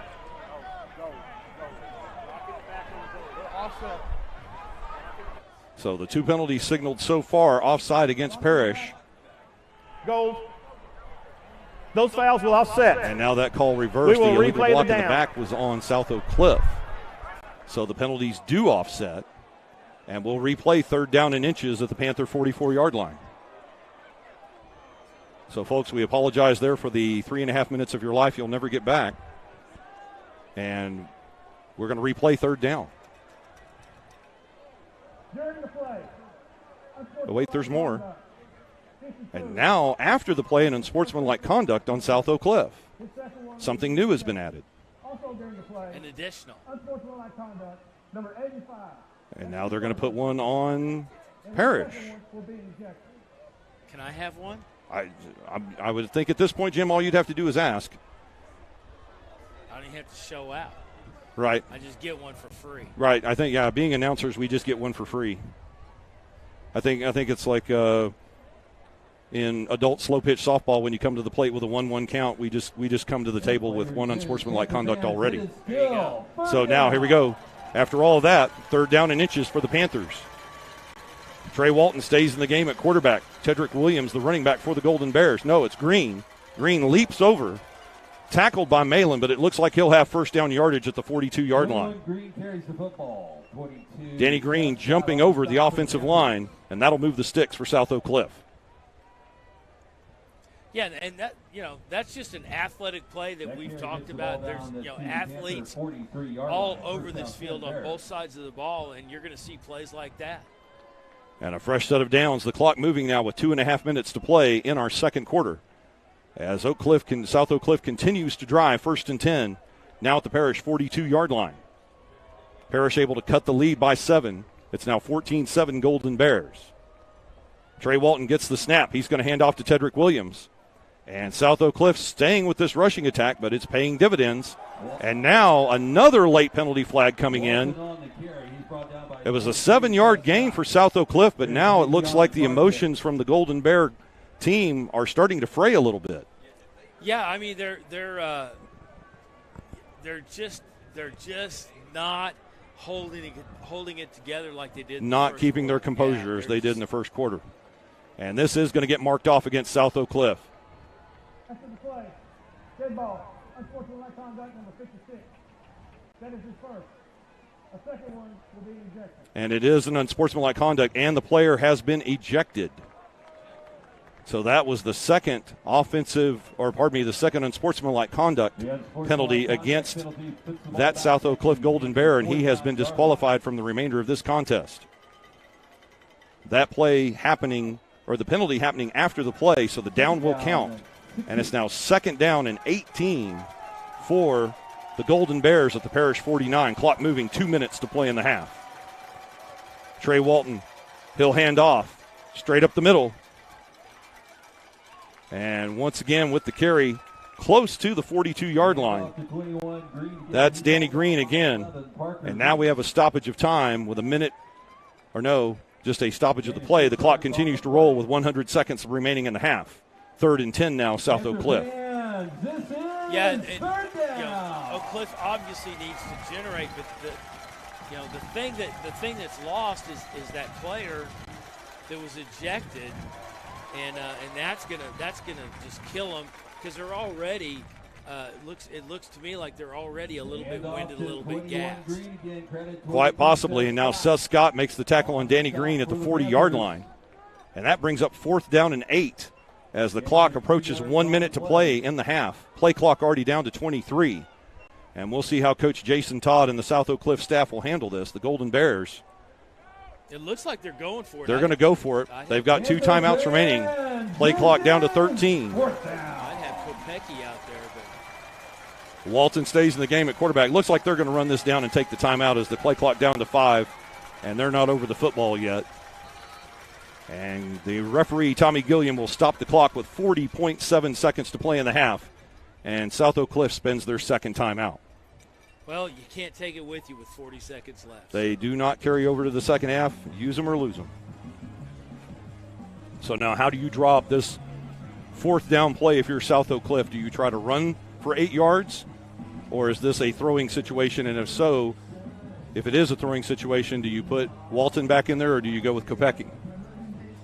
Kopecky gives you a different look because he's your punter, but I mean, if you're going to throw, about the best thing you can hope for is either the first down or somebody in the Parish secondary is lose their mind for just a nanosecond and intercepts the ball. And forgets that it's 4th down. Yeah. And we'll see how this irons out now. Each team with 1 timeout remaining, as Parish hoping to get a stop here and maybe drive down and get some points on the board before halftime. Yeah, and with 40 seconds left, I mean, they'll have about probably 35-34 once they get possession, and you know it's with the way their offense motors. And a timeout. Yeah, and a timeout. It's not out of the realm of possibility to at least get the field. At least certainly get into Ryan Schiller's range for a field goal before halftime. And now both teams heading back out onto the field. This looks to be an empty backfield look for South Oak Cliff. Trey Walton will remain in the game as quarterback. On 4th down and 8 at the Parish 40-yard line. The running back for this play is number 35, Jaquan Green. Timeout called by the Panthers. And now Parish will take timeout after they take a look at the empty backfield set from South Oak Cliff. Some one-upsmanship. They'd rather spend their timeout here than save it on offense. I foregone conclusion tells me we're just going to end the half. I think so at this point, but and if you're thinking that way, you've got. I agree here with Coach Will Galusha and the defensive staff. Let's invest this timeout here and stop 4th down, because we get the kick to start the third quarter. This 40 seconds, really isn't that important because we do get the kickoff to begin the second half. So I think this might be a wise investment here, because if you don't stop them on 4th down, you've got a bigger problem than if you get the ball back with 33 seconds to go in the half. Right. Well, and I believe South Oak Cliff still has an additional timeout. They do, and we may see it. Yeah. Since Parish used a timeout, South Oak Cliff can use their timeout now. Parish out of timeouts in this first half. And we'll see how South Oak Cliff lines up now as we prepare to wind things down here before the halftime break. 40.7 on the clock. And once again, it's an empty backfield look for the South Oak Cliff Golden Bears. 4th down and 8, Bears at the Parish Panther 40-yard line. A trips bunch formation to the top side. Trey Walton at quarterback. The lone receiver down here on the bottom of the screen. He's going to throw. Looks for the receiver and knocked away by Kamzi Arinze. A great play by Kamzi Arinze. A clean hit right there on Randy Reese to knock the ball away. Parish football 1st and 10. And that's the second great play by Arinze in this half. Yeah, and Arinze just made a great timing play. He got there at the same time as the ball, and that's a great outcome. And now the momentum switches back to Will Faulkner, Dan Novikov, and the Parish offense with 36.3 remaining. You've got the ball 1st and 10 at the 40-yard line. No timeouts, but this offense can move in big chunks. Yeah, the timeouts just gravy. Right. It's kind of style points the way the Parish offense operates. And now trips to the bottom. Cedric Mays on the inside. Eusebio in the middle. 1st and 10. Reed the back. Anderson, he's going to roll to his left. Take the medium route looking for Crow. What a great catch. Gets both feet down and out of bounds to stop the clock at the 43-yard line of South Oak Cliff. And right there, 17 yards and a first down. Yeah, and he rolled into soft coverage from Clark. Clark was a little soft on him, had to come in and close him, and he had opportunity to get out of bounds. Dare I say South Oak Cliff in the dreaded prevent defense, which we all know there's only one thing it prevents you from doing. Winning. And now 1st and 10. The clock stopped at 31.3. The bunch formation again here on the tight side of the field for Sawyer Anderson and the Parish Panthers. Maddox Reed, the running back.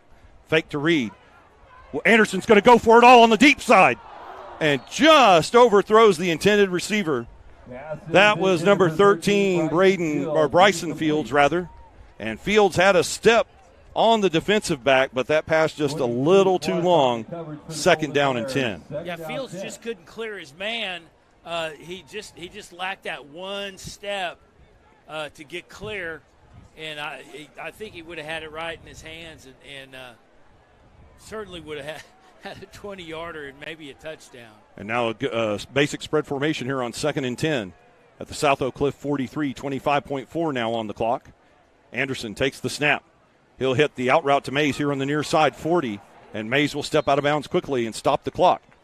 The pass is complete to 3, Cedric Mays. It's a 3-yard gain, but more importantly, the clock stops with 18.6 remaining. 3rd down and 7 coming up for the Panthers. Golden Bear 40-yard line.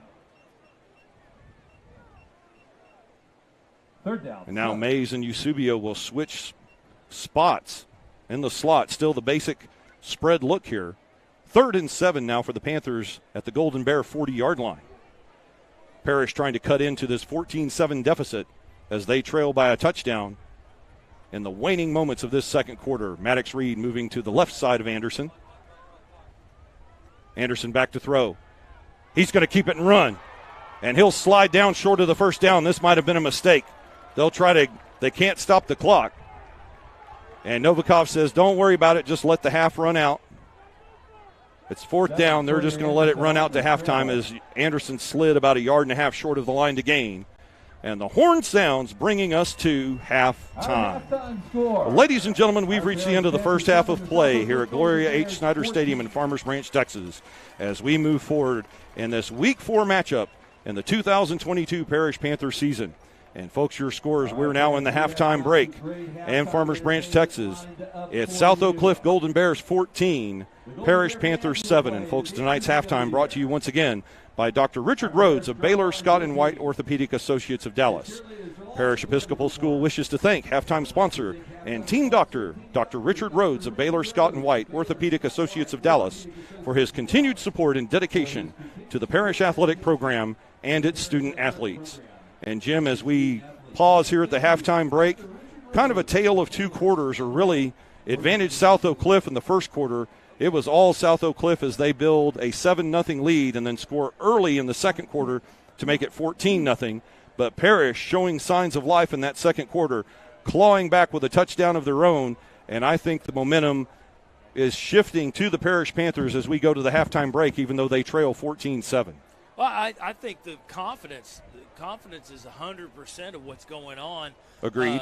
And they're operating on defense with confidence. They're confident in what they're doing with their offense. Their play selection is on point. And to be down a touchdown to this team after seeing what happened in the first half and what the game could have turned into, and Parish had every opportunity to roll down like a pair of Kmart socks and did not. They just bowed their backs and stayed in it and made the corrections that they needed to. But I think a lot of it, I think 90% of this is mindset. 90% is what? Mindset. Mindset. I think their head is right where they need to be. They feel like, okay, we can get this done now. I agree. I mean, they come out, they jogged off the field very confidently after the halftime break, and a never say die, never surrender attitude, and we'll see if that carries over. So, folks, we'll step aside here for the halftime festivities, and we hope that you'll be right here back with us as we start the second half of play. South Oak Cliff Golden Bears 14, Parish Episcopal Panthers 7 as we head to the halftime break. Stay here with us. We'll return with more action on Game On Sports Network.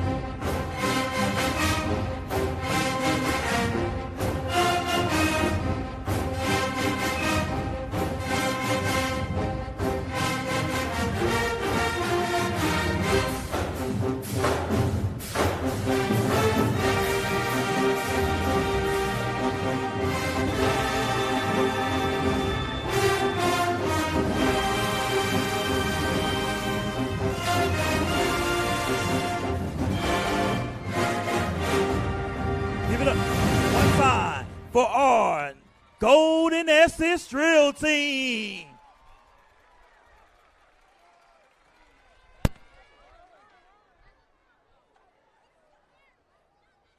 Parish Episcopal, you seen them on Channel 8 News, I Am Up morning show.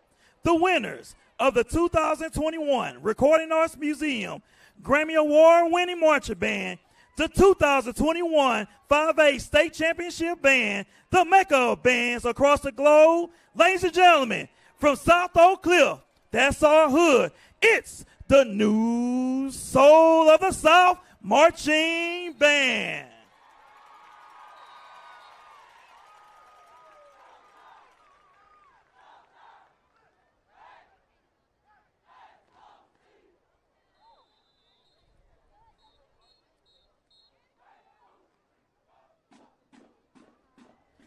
And now, tonight, the first song selection, the New Soul of the South, will drill.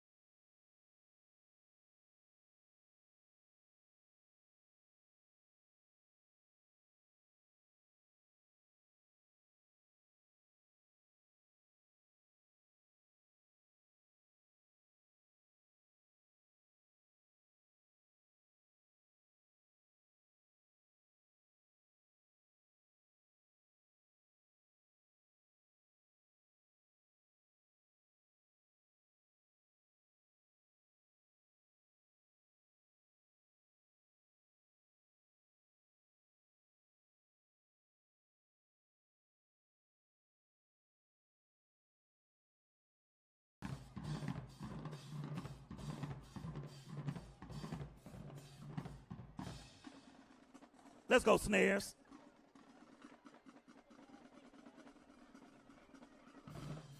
Stick it in motion. Break it down for the band.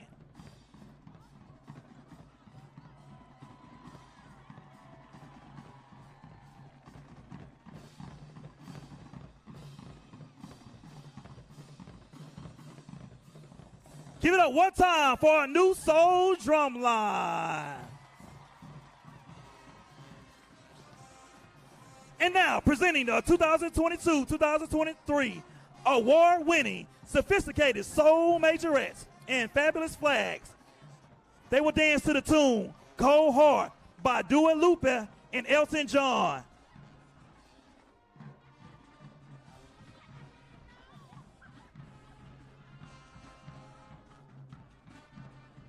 The majorettes are under the direction of Miss Kiana Cooks, Zena Russell, and Khadijah Jacobs. And the flags are under the direction of Miss Stacy Holloway. Watch as they twirl and spin their way into your hearts.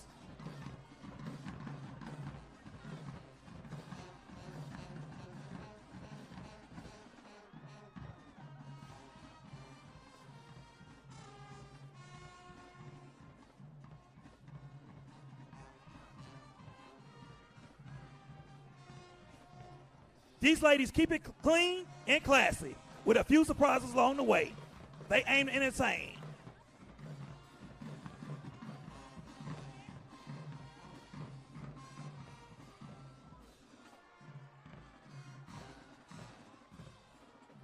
Parish Episcopal, give it up for our New Souls, Majorettes, and Fabulous Flags.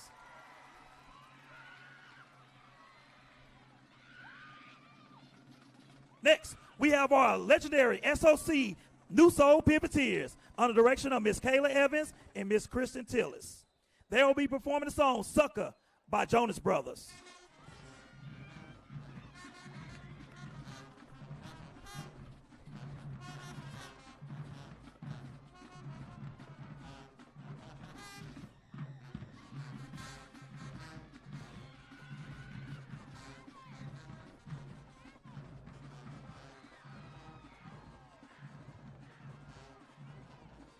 I'm a sucker for you.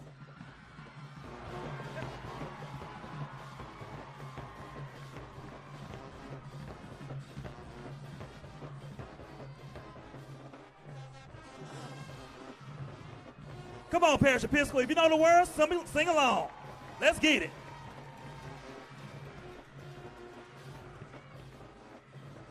Come on, Pivoteers, break it down. Go, go, go, go, go.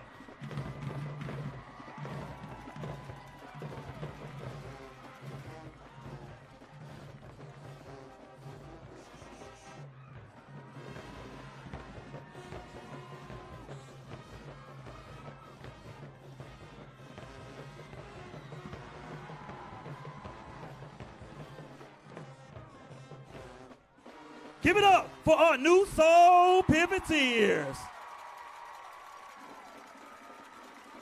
And now, as the band moves 360 steps per minute, the band will go into dance routine formation. Get up and boogie with the Bears to the tune as the band plays Hot Now by NBA Youngboy and F&F by Gorilla and Hit Kid.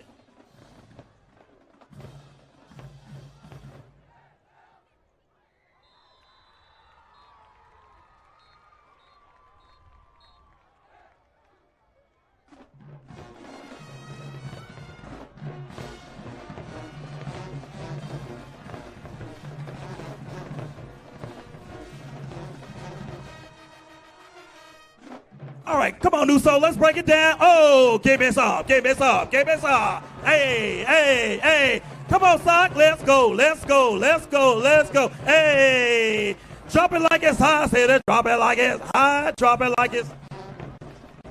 Whoop-da, whoop-da. Hey, watch my.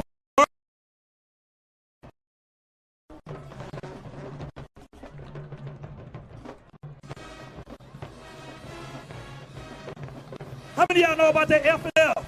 We finna break it down. We F-R-E-E, stock, hater, free, mean, we ain't gotta worry about it. Let's go. Go, go, go, go. Let's go. The New Soul of the South Marching Band. SOC, where we at? Here we go, here we go.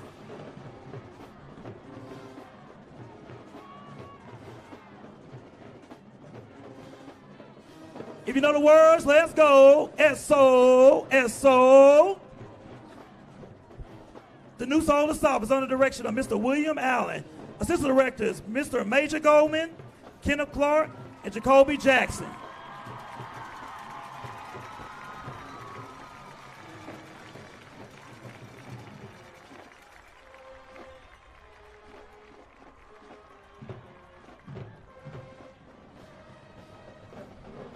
Thank you, Parish Episcopal. Good night.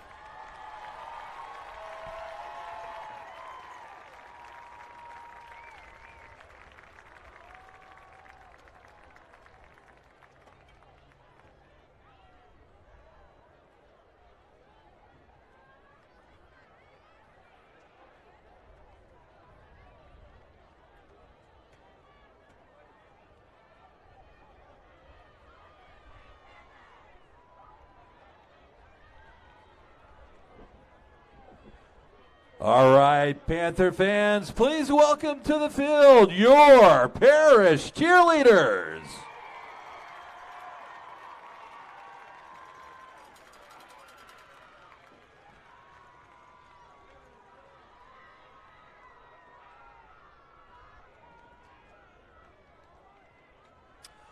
Your 2022-23 varsity head captain is Annabelle Everett, with co-captains Annie London, Polly Brown, and Eleanor Patel. The social captains are Savannah McDonald and Ellie Poray. The Parish cheer team is led by Coach Becca Johnson. The cheerleader of the week is Ellie Shanks. Thank you for your hard work.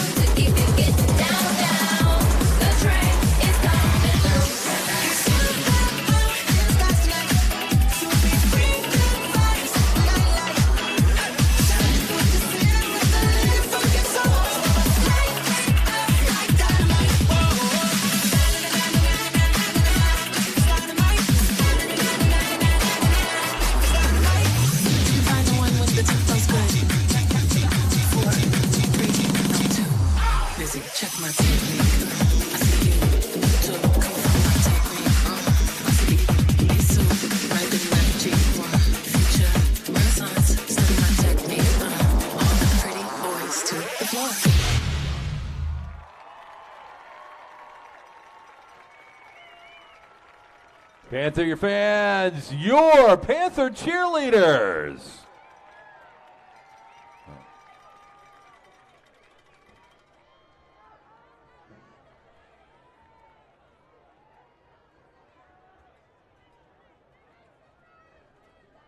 And now, taking the field at the 50-yard line, the mighty sound of Midway, our Panther drumline.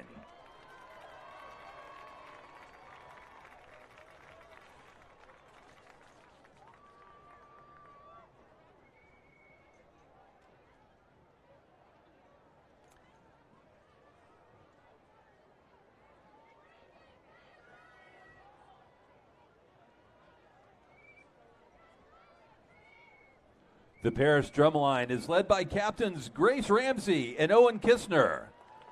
Assistant captain Julia Bixby. Section leaders Jake McDonald, Landon Scott, and Meredith Walker. The librarian is Tyler Wing, and our drumline manager Dylan Gasworth.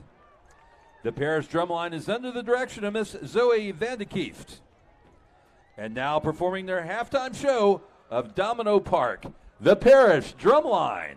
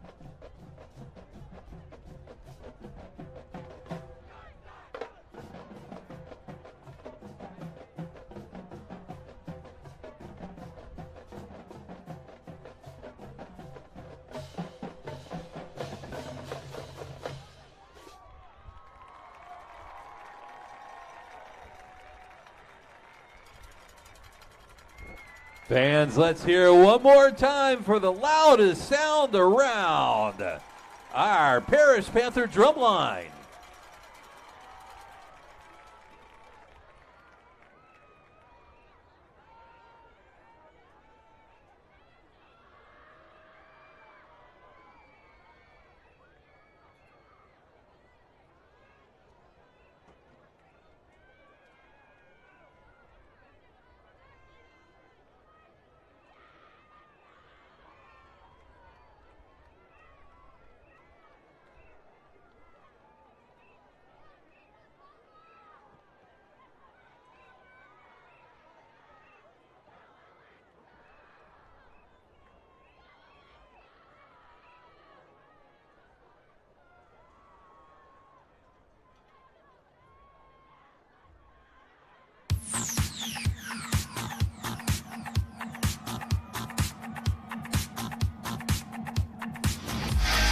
Ladies and gentlemen, presenting the award-winning Parish Rosette.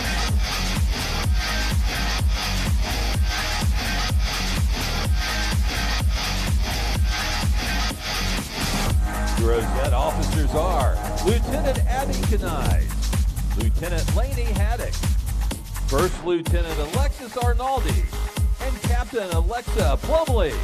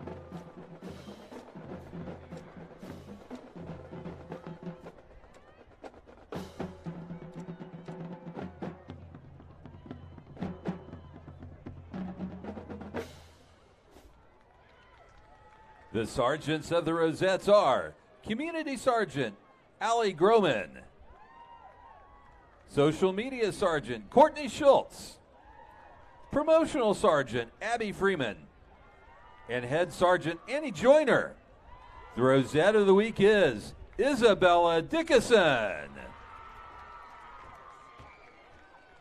And now sit back and enjoy a filled hoopla routine to When Love Takes Over.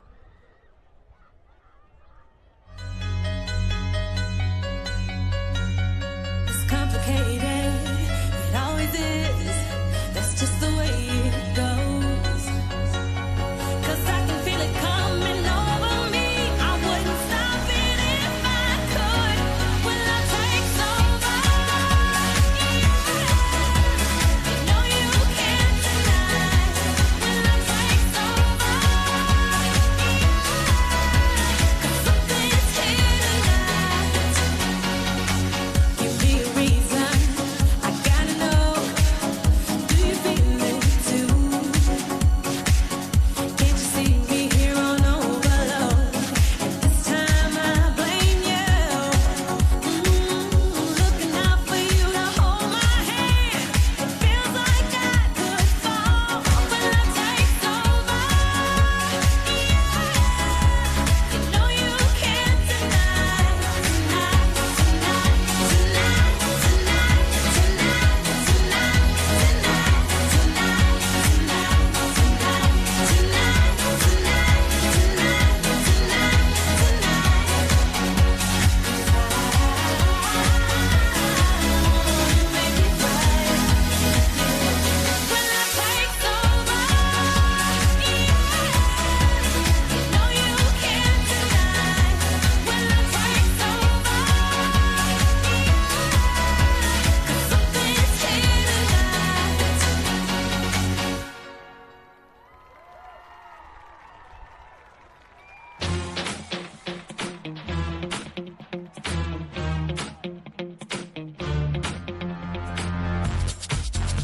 Panther fans, our Parish Rosettes.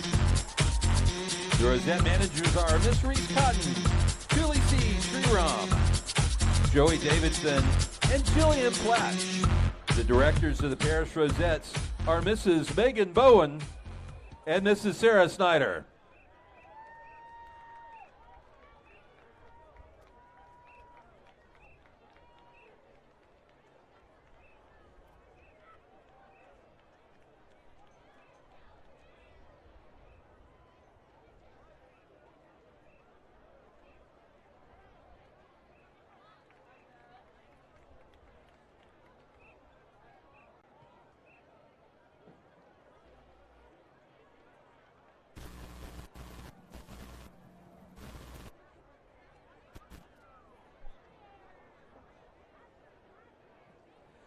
Again, we'd like to thank our halftime sponsor and team doctor, Dr. Richard Rhodes, the Baylor Scott & White Orthopedic Associates of Dallas, for his continued support and dedication to the Parish Athletic Program and its student athletes. Thank you again, Dr. Rhodes.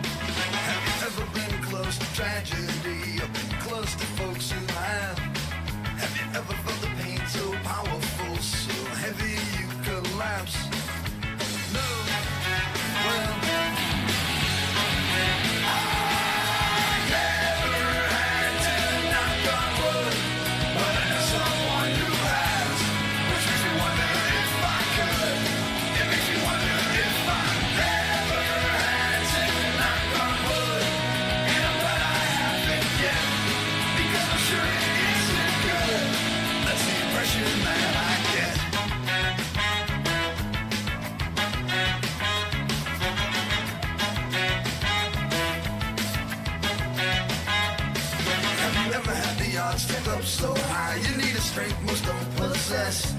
Or has it ever come down to do or die? You got to rise above the rest.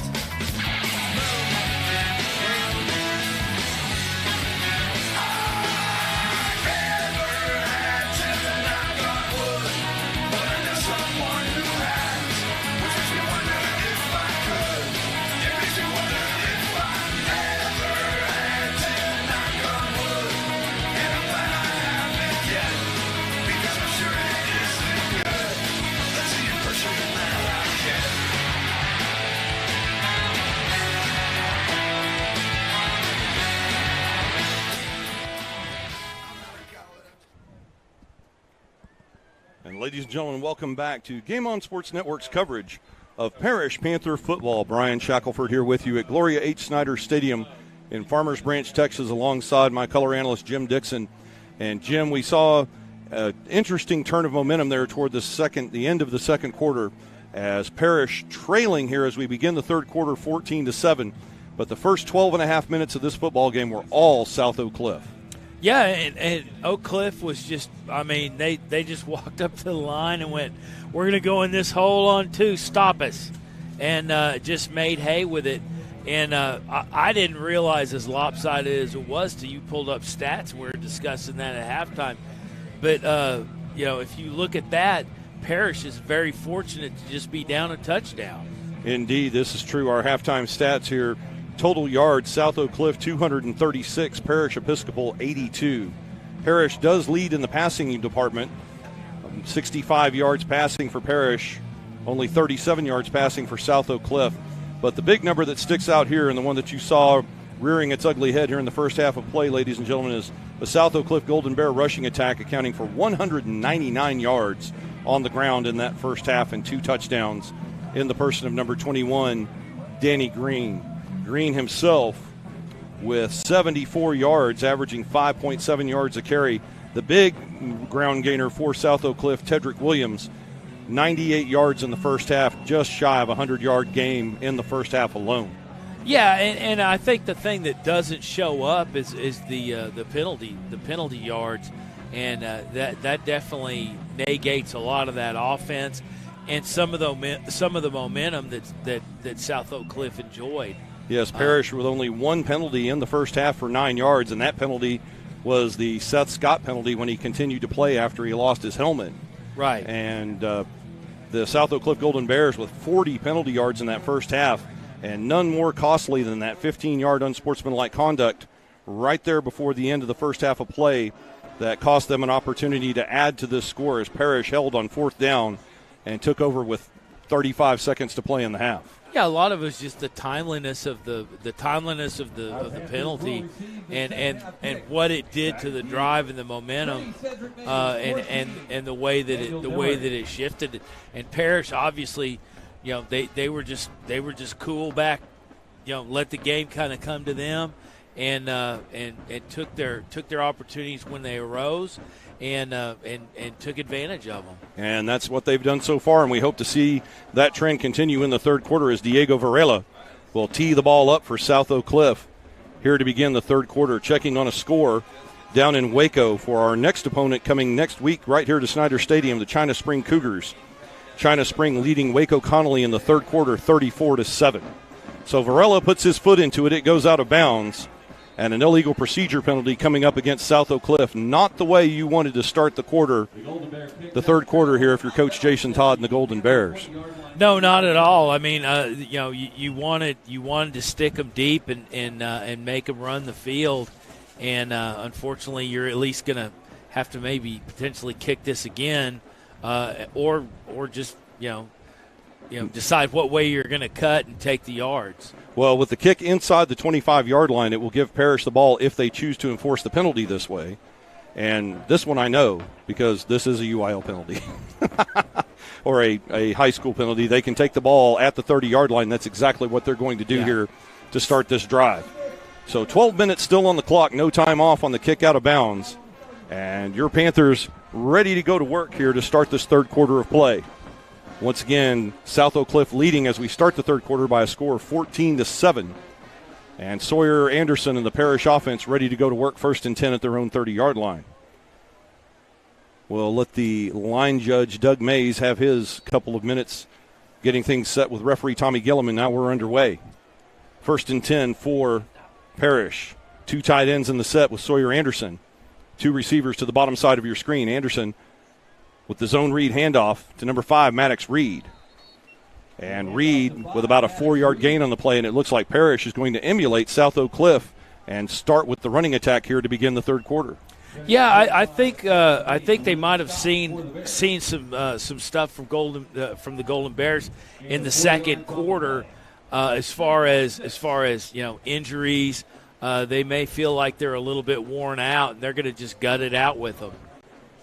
And that's going to be a 3-yard gain on first down to make it 2nd and 7.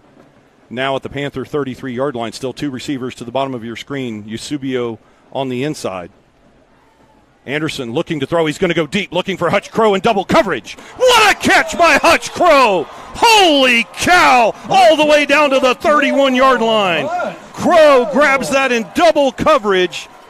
That's a 36-yard pass play, first down Panthers. And Crow just... Oh, hold on, folks. We got a penalty flag back here at the line.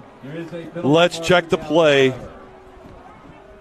What a grab by Crow. Let's hope it stands up, but it doesn't look that way. Tommy Gilliam with the call. That's a herder. That one hurts because Crow laid way out to make that grab, and now it's going to go back 10 yards with a hold. And that puts the ball back at the 23-yard line, and that is painful if you're a Parish Panther. Yeah, and Crow couldn't have worked that any better. When he went outside, got separation from his man, came back inside and kind of walled him off. Just won the last step of the route, and I think dropped right in his hands and just unfortunately negated. And now 1st and 20 Panthers back at their own 23-yard line as Eusebio and Crow still at the bottom of your screen. A quick pass complete. Cooper Malin. Look at Cooper Malin go. The linebacker turned tight end. Down to the 25, 15. He's going to get there. Touchdown Panthers. Look at that. 77 yards. Cooper Malin. Welcome to the offense. What a play. And they just that is Parish Panther football right there. Classic Panther football as Malin finds a seam from the wingback spot and takes it 77 yards to the house, and the Panthers 1 extra point away from tying this game. Well, and the thing that goes unnoticed is he basically outran about 5 just outstanding athletes from South Oak Cliff that just couldn't bring him down. Chase Burton puts the ball down. Ryan Schiller knocks it through. And ladies and gentlemen, we're all square with 10:37 to play in our third quarter. Here at Gloria Snyder Stadium, it's now your Parish Panthers 14, South Oak Cliff Golden Bears 14. And just what we thought Parish might do here, they did. The worst nightmare for South Oak Cliff. They take the opening kickoff, and 3 plays later, Parish in the end zone, tie game. Yeah, and that goes back to what you were talking at the end of the second quarter, which was basically, you're going to get the ball back. You don't have to press to get into the end zone. Let the game kind of happen, settle it down, and that's what Novikov did, and that's what the Panthers executed. Exactly right, Jimmy. You discussed that at the halftime break. You said there's no need for Parish to panic. They just need to settle down, play Panther football, let the game come to them. And it looks like that's what they've done here with just over minute 20 gone here in our third quarter. And see what the Golden Bears do. They come out and answer. It looked like they got a little short fused in the second quarter. I think nutrition, conditioning, water intake was paying. Was kind of hanging around on their shoulder, and see if their tempers don't get the better of them, and see if they could settle in and just go right back to their game plan. Ryan Schiller in the bright lime green cleats set to kick this ball away as Randy Reese is deep for the South Oak Cliff Golden Bears. Also keep an eye on the up back here on the bottom of your television screen at the 28-yard line. That is the backup or the second quarterback that has been playing in tonight's game, Carter Kopecki. And now we have a stoppage of play. Looks like it may be delay of game Panthers. Definitely not what you want to see on special teams after scoring a touchdown.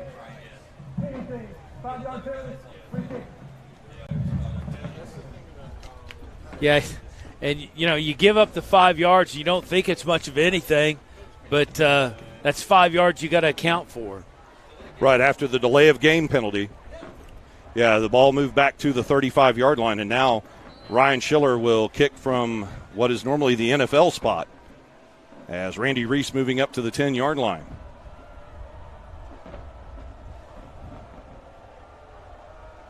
Schiller with his foot into the ball. It's close. It's a short kick here on the near side, pinning number 14, Corinthian Coleman, to the sideline.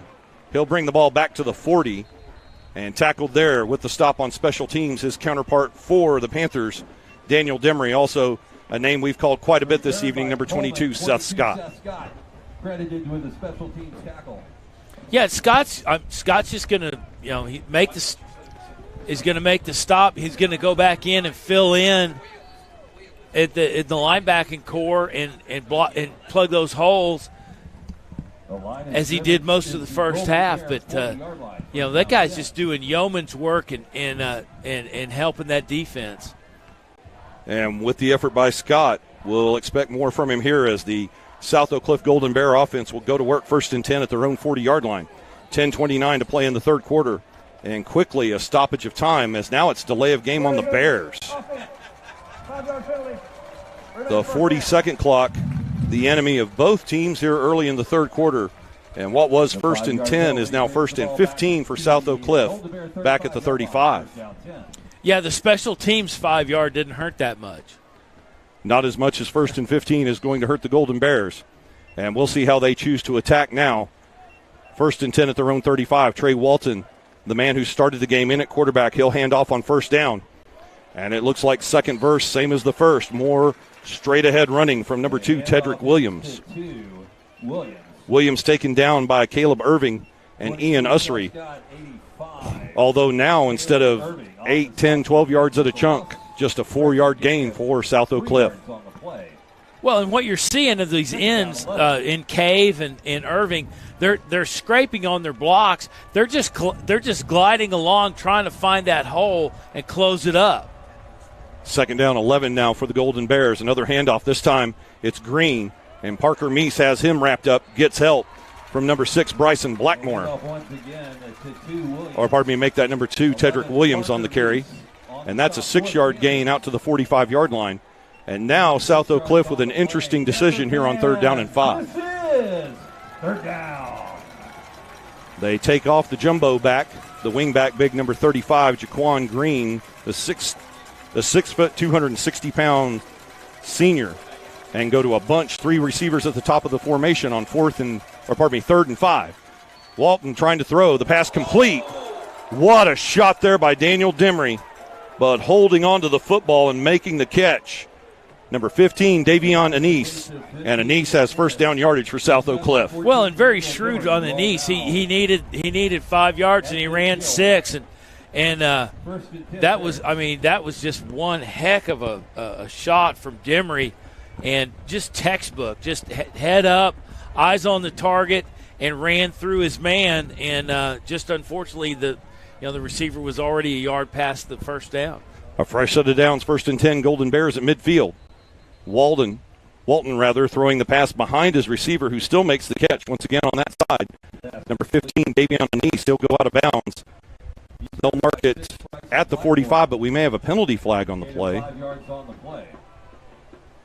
No flag on the play, as the referee, Tommy Gilliam, will allow South Oak Cliff to move forward to the new line of scrimmage at the Panther 45. Yeah, and as SOC progresses on into their season, I would be very worried about towing it up with these guys, because they're two-dimensional. They can fling it around. They can run it up the gut. You got to account for a lot, and right there. And as advertised, Trey Walton fakes the zone read. He'll keep it, get inside the 40, and brought down at the 38-yard line of Parish by number 57, Ian Ussery. And another 1st down for the Golden Bears. They'll go quickly now as the clock moves under 8:40 remaining in the third. Tie game now at 14 here at Snyder Stadium. South Oak Cliff on the move. Walton with a single back, 2 tight ends in the jumbo formation. The snap rolls back to him, and that's going to cost the Golden Bears. Ian Usry finally sheds a block and makes a tackle for loss back at the 43-yard line. Yeah, and you know that's a rare execution mistake, and you got to take advantage of it if you're Parish. And Ian Usry certainly did that. Usry shedding his block, bringing Walton down before he could control the football. He maintains possession, but it's going to be a loss of 5 on the play now. 2nd down and 15 for South Oak Cliff. They leave the jumbo package in, moving the wing back, Jaquan Green, to the left side of the formation on 2nd and 15. 4 down lineman for Parish. Green takes the handoff, and he goes nowhere. James Cave gets a hold of him, and the big finish there by Seth Scott. Seth Scott having a great game here tonight at Snyder Stadium. Yeah, and you can tell that they worked on some of these approaches in the halftime about, you know, with Cave scraping, with Usry getting loose. He was tied up the whole first half. You know, the ends are scraping, trying to find holes, and they're able to cut loose and get upfield on them, kind of like a blocking back, except they're just sniffing out the ball. And now a big play for both teams here as we approach the midpoint of the third quarter. 3rd down and 15, Golden Bears. The jet sweep coming to the near side. Randy Reese and Daniel Demery slows him down just enough until Caleb Irving can make the tackle, but we've got laundry on the field from the field judge at the 32-yard line, and this may be holding against South Oak Cliff. And it is the preliminary indication holding against the Golden Bears. Now, an interesting question here. If you're Coach Novikov and crew, do you take that play and make it 4th down and 8, or do you take the penalty and make it 3rd down and 24? Or actually, it'll be about 3rd down and 18 because they'll mark it off from the spot of the foul. This is going to be a tough call for Novikov and crew. Yeah, I'm, you know, they're going to take it. Yeah, I'd kind of like the yards, right? Because it dictates to South Oak Cliff what they have to do. Yeah, a much more difficult scheme to come up with. Holding is the call against South Oak Cliff. And now they've got a much more difficult scheme to come up with here on 3rd down and 20 as opposed to 4th down and 8.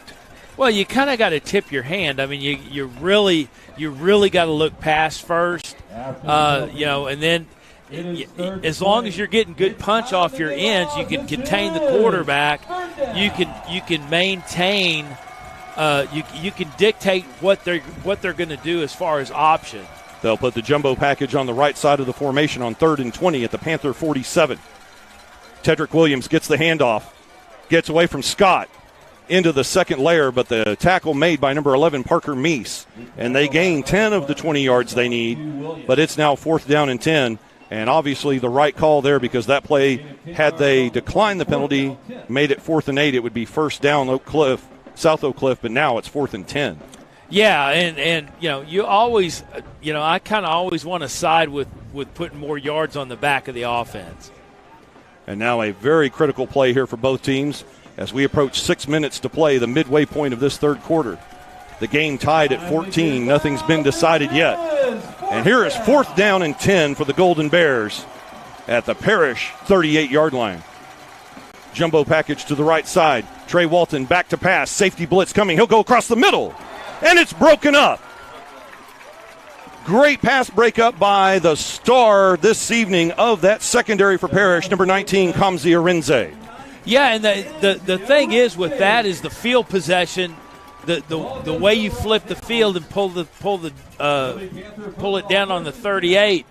You know, that's you stopped a drive, you stifled them, and then you get the ball on the 38, and that's all you could hope for. Parish now 62 yards away from taking the lead in this game with 5:48 to play in our third quarter. Panthers 14, Golden Bears 14. And, folks, we're glad you're here with us from Gloria Snyder Stadium, a live broadcast here on Game On Sports.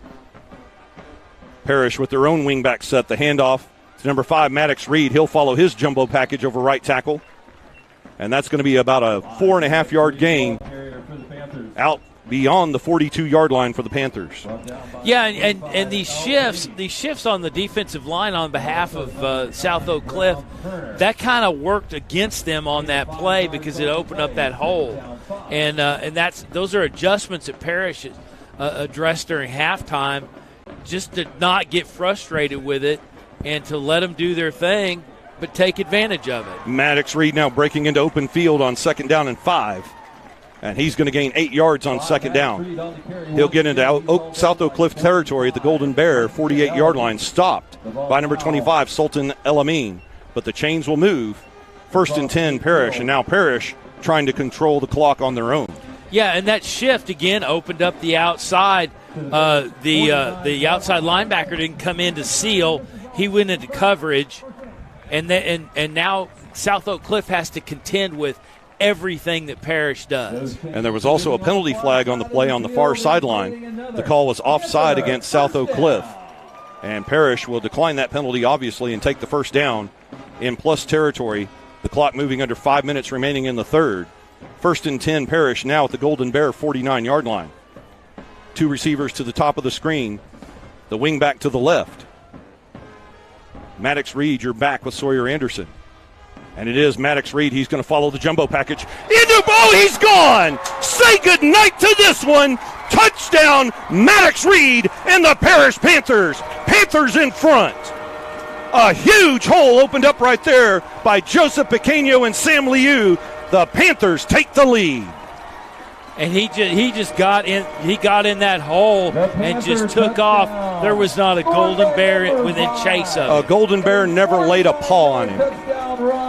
Not one. And now Chase Burton on to hold for the extra point attempt of Ryan Schiller. As Maddox Reed takes it straight up the middle. And Schiller does the same thing with the extra point. And ladies and gentlemen, your score with 4:35 remaining in our 3rd quarter here at Gloria Snyder Stadium. It's now your Parish Panthers 21, South Oak Cliff Golden Bears 14. And Jim, this has been 21 unanswered points by the Parish offense. Yeah, and it just comes back to at what point the South Oak Cliff, they got to gather up, they got to generate on offense, and they haven't been able to do that. And their defense is kind of collapsing on itself, and you see a little bit of frustration. Not so much in this last series, but you're seeing some, and you kind of wonder when they start questioning, what's going on and the momentum that they've lost. Indeed, the momentum fully on the shoulders of the Parish Panthers now. And you begin to wonder if Parish begins to control this game more and more. Could we have a situation where the composure of the Golden Bears starts to fall apart? Well, you got to, these are young men. They're a season off of the state championship. They haven't had the outcome that they were expecting for this season, although they have just walked into a bar fight on their schedule. But you got to wonder when they're going to. You got to wonder when and if they're going to, kind of melt down. And Ryan Schiller with the kick out of bounds. That will be an illegal procedure penalty. And folks, we'll bring you back up here inside the booth. Brian Shackelford here along with Jim Dixon. And Jim, this is everything we could have hoped for. This is a slugfest between these two teams. The first big hit by the Golden Bears taking a 14-0 lead, and now all Parish since then, 21 unanswered points as the Panthers have a 21-14 lead here with 4.5 to play in the 3rd quarter. Yeah, and the whole, don't pay attention to the scoreboard. Look at where momentum and confidence is, and it's obviously firmly instilled on the Parish side. It's wearing red and blue right now. And, folks, we'll get back to the action. And following the penalty, the Golden Bears have the ball 1st and 10 at the 30-yard line. Trey Walton remains in the game at quarterback. And this time he'll hand off to number 21, Danny Green. Green gets about 4 on the play. Another tackle for number 22, Seth Scott. He is racking up huge numbers this evening. And assisting Scott on the stop, Caleb Irving. Right, and that was, in all honesty, that was a run that would have been a 20-yard run in the first half. and Parish has done a great job with adjustment on defense. In addition to the offensive line getting tired for South Oak Cliff at this point, conditioning becoming a factor. The ball loose on the ground on second down. And the quarterback, Trey Walton, will fall on the loose football. He'll be touched down by Parker Meese. And, Jim, I think that's also what's coming in here is what you talk about many, many times, winning these games in January and February, the conditioning of the Panthers showing through, where the lack of conditioning with those big boys on the South Oak Cliff offensive line, they're starting to look tired. There's hands on hips between every play now. Yeah, and, those are big kids, but, you can only – if you're big and tired, you're just a sofa. And now 3rd down and 7 for the Golden Bears at the Panther 33. Walton looking to throw. He's going to look to his right, look for the stop route. And it's picked off! Kamzi Arinze! And that's what he deserves! Takes it to the house. He's got reservations for 6. Touchdown, Parish Panthers! Arinze has played a stellar game to this point and caps it off with a pick 6, 40 yards to the house. And Arinze played that great. He had to spin back, but there is flag on the sideline. Let's check the flag. It may be a sideline warning against South Oak Cliff. It looks as though the umpires, the officials on that side, ran into South Oak Cliff people on the sideline. We'll check that penalty call with your referee tonight, Tommy Gilliam. Hold all tickets, please, as they say at the racetrack. A flag on the far sideline, or on our sideline, waiting to get the call. They are lining up for the extra point. Still no call. I can't find Tommy Gilliam. Oh, there he is. Holding up the Parish offense, waiting for some sort of signal. And now Tommy Gilliam with the call. Sideline warning. Parish Episcopal, this is the first warning. And it is a sideline warning against the Parish bench, but only a warning. So the touchdown will stand. Parish getting by with the skin of their teeth. So put 6 points on the board there. And folks and boys down on the sideline, back up just a little bit. Give that white to the officials. Burton gets the hold down. Schiller with the kick. It's good.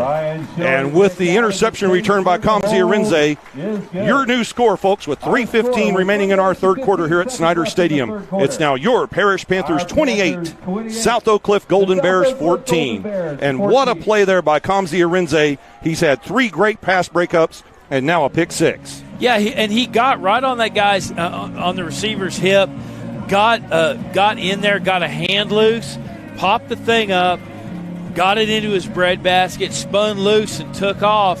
And thank goodness that was not negated by the get-back coach.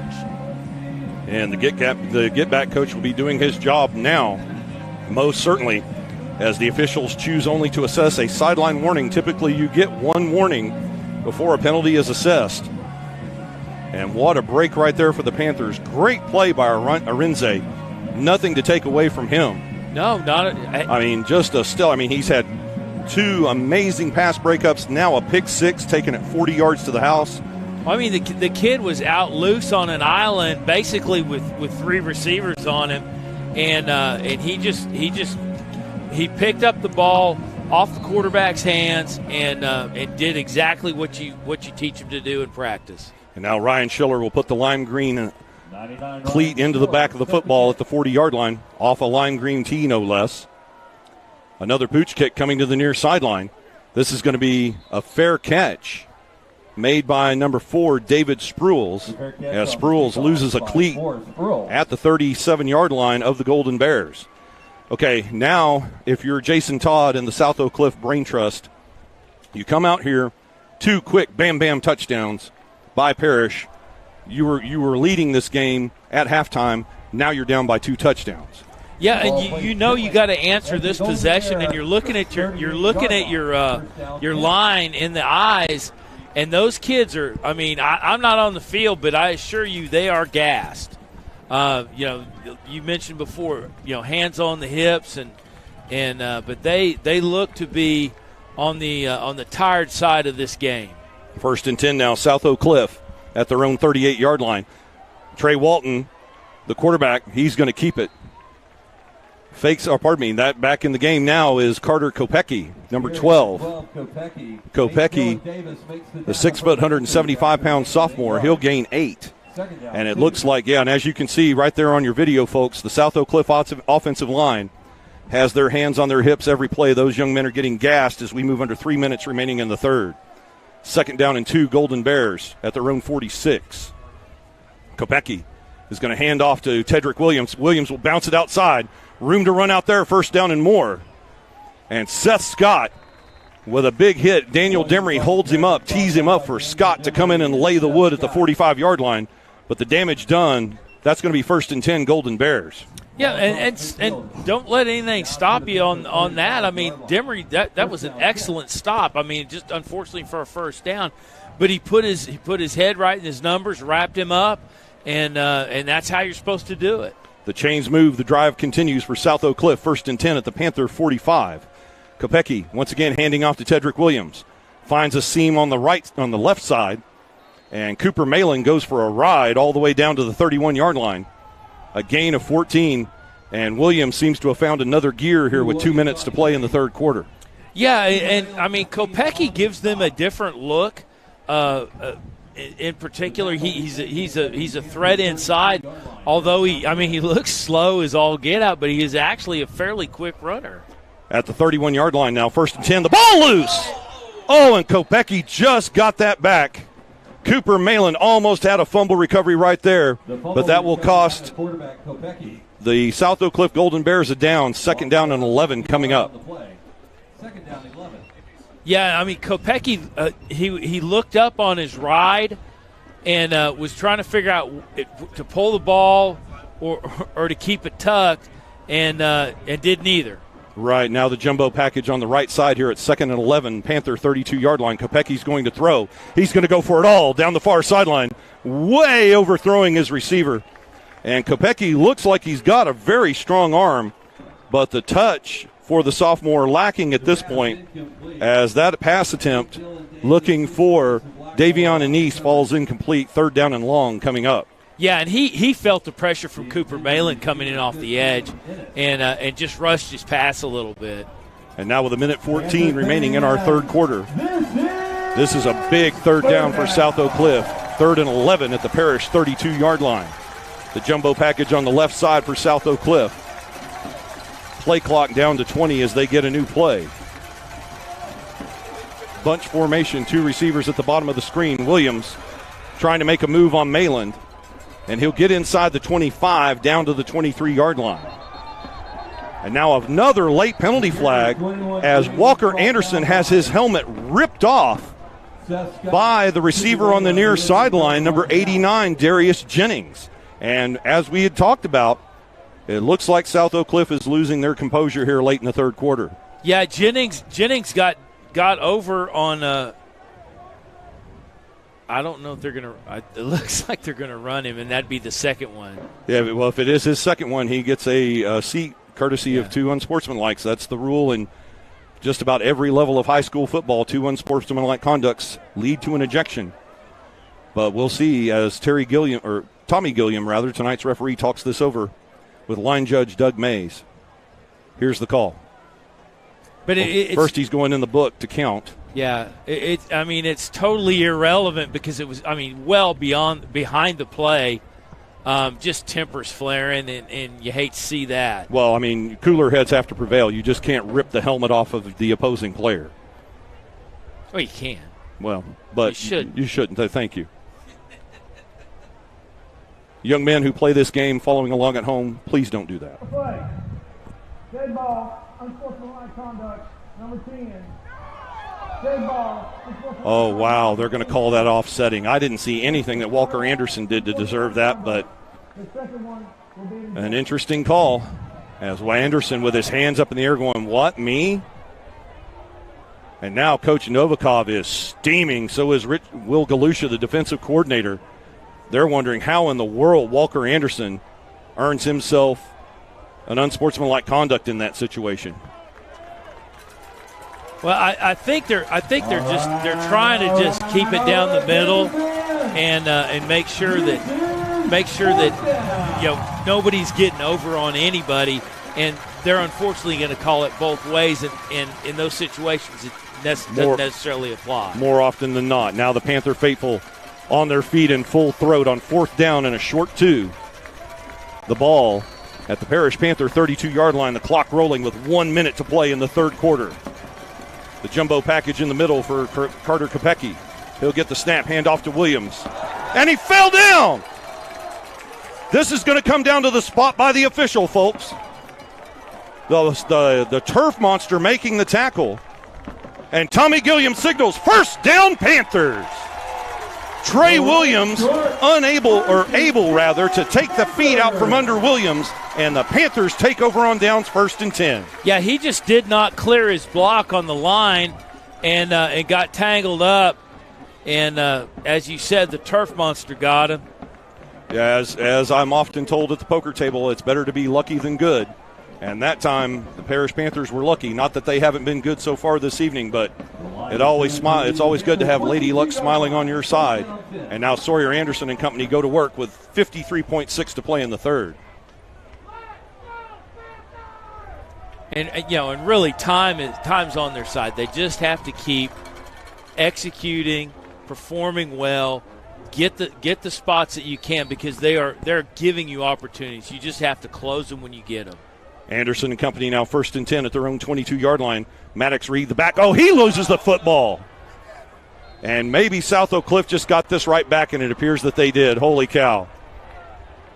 Maddox, Reed, and Sawyer Anderson miscommunicate on the handoff, and the South Oak Cliff Golden Bears get the ball right back. What a squandered opportunity right there by the Parish Panthers. Yeah, and that was looking. You're looking at the opportunity of having a sustained drive, and going to the other end and hanging 7, and you turn right around and do that. And the unfortunate side is you're sending your defense just right back out. Yes, the defense that barely got a breather now has to go out there and bow their backs and keep South Oak Cliff out of the end zone, with the Golden Bears knocking on the door to the red zone, 1st and 10 at the 21-yard line. Carter Kopecky remains the quarterback for South Oak Cliff. Tedrick Williams the back. He'll get Kopecky's going to keep it. A nice fake there on the zone read handoff, but nowhere for Kopecky to go, as Caleb Irving makes the stop along with Parker Meese. No gain. Well, it looks like they'll give him a gain of a yard. And the clock running with less than 30 ticks to play in the third quarter. Yeah, and Coach Novikov just went over to Reed and just dapped him up, and he came off the sideline to a lot of questions of why did you do that, like there was an instruction. And now Tedrick Williams, a penalty flag. A penalty flag now as Tedrick Williams shoved out of bounds at the 12-yard line. 2 penalty flags come in. We'll see what's going on. This may be face mask on South Oak Cliff, because it appeared from this angle that Tedrick Williams had a hold of the face mask of Daniel Demery. We'll check and see, as things are starting to get a little bit chippy here with 9.1 to play in the third quarter in a 2-touchdown game here at Snyder Stadium. Here's Tommy Gilliam. During the play, personal foul, grasping the face mask, number 6. That's the distance to the goal. Oh, they're going to call that on Daniel Demery and the Panther offense. And that's going to move the ball half the distance to the goal. And it's now 1st and goal, South Oak Cliff Golden Bears. It looks like the ball spotted at the 5-yard line. The handoff to Williams. He's going to cut outside, try to find the goal line. Great play by Trey Williams. Williams wraps him up until he gets help from number 18, Ty Whitty. Make that 19, Kamzi Arinze. Arinze having the game of a lifetime here tonight at Snyder Stadium, as the horn sounds, ending our third quarter of play. And Williams came in late, for the strip, and that's what you teach these kids. Somebody's got to hit the runner, and then if you have an opportunity, you need to hit him, pile him up. If you can strip it, strip it. And that's how you get takeaways. That's how you convert those. And takeaways playing a factor here in the third quarter, folks, as we have 3 quarters in the books this evening and look to close out week 4 here of the 2022 Parish Panthers season. Ladies and gentlemen, your score as we head to the fourth quarter here on Game On Sports Network. It's your Parish Panthers 28, South Oak Cliff Golden Bears 14. But Jim, the Golden Bears are knocking on the door. They've got second down and goal at the Panther 4-yard line as we open the fourth quarter of play. Well, and you know, part of it is due in part to just the gift that they gave them with the fumble, true, and the field possession. But that, you know, that's not gonna absolve anything if they punch it in. No, that's true. The Panthers with 2 gifts here so far to South Oak Cliff. Earlier in the game, if you'll recall, the second touchdown for South Oak Cliff was off the Sawyer Anderson interception. So they've already taken 1 turnover and turned it into 7 points. And here, if they do it again and make this a 1-touchdown game early in the fourth quarter, that would be 14 of South Oak Cliff's 21 points ostensibly off of Parish turnovers. Right, and you know, you're just giving the ball away. And the Panthers will have to work on not doing that for the remaining 12 minutes of this contest. Well, and again, it's focus on end of the season. You know, you got China Springs next week. That's a very disciplined club. You don't have opportunity. You got to run the table in district and then look for the playoffs. You know, you're tested early. You know, what are you going to do? What are you going to do when the temperature subsides a little bit? You know, what's your character going to do then? And I hope they're focused on the long haul, and they'll be fine with that. And on second and goal, the give to Williams. Tedrick Williams with the carry. No signal from the official. No touchdown. Caleb Irving. And a huge defensive stand by the Panther defense, along with number 70, Aiden Gilmore, making that stop with Irving. It's now third down and goal. And the Panthers will not go quietly. The football. I mean, if they can stymie South Oak Cliff on this drive, that'll certainly give them the momentum. The Panthers already with 1 goal line stand this evening. We'll see if they can get another one. Third and goal inside the 1-yard line. And now a timeout taken by Parish as Coach Dan Novikov ran the length of the field to get in the face of line judge Doug Mays to get that timeout. 11-17 to play in the fourth. Yeah, and he's well out of the coach's box, so the get-back coach is not doing his deal. The get-back coach not doing what he needs to do. And, folks, we'll update you here on a score down in Waco with Parish's opponent coming in next week, the China Spring Cougars. 2:24 remains in that ball game, and it's China Spring 53, Waco Connolly 21. So, folks, you can expect a 4-0 China Spring Cougar team to be marching into Panther Stadium or to Gloria H. Snyder Stadium next Friday night. And don't forget, folks, that is also the UIL Class 4A Division II defending state champion. And if this wasn't a contest enough tonight for these Panthers, it looks like the pinnacle will be next week against China Spring. Well, it's kind of like measuring, burning yourself with hot stuff. Right. I mean, how do you say, well, that was hot and it raised a blister, but I think next week's going to be hotter. Well, I was thinking more like hot salsa, but yes. Yeah, no, these are tests, and it's each test stronger than the last. Exactly. And now the Panthers down to 2 timeouts remaining, 11-17 on the clock to play in the fourth quarter. And this will be a third down play for South Oak Cliff. The ball resting just outside the goal line. It's on about the 1 foot line. It's third down and goal, Golden Bears. The full jumbo package in for South Oak Cliff. 3 receivers in the pattern, 2 to the bottom of the screen. Third and goal, Golden Bears. They'll hand off to Tedrick Williams. And the officials' arms are in the air. That's going to be a touchdown for South Oak Cliff as Tedrick Williams dives over the line for the touchdown. Yeah, Williams made that on the first push. So the South Oak Cliff line has enough in them to drive them back that far and win that other 18-inch side of the ball.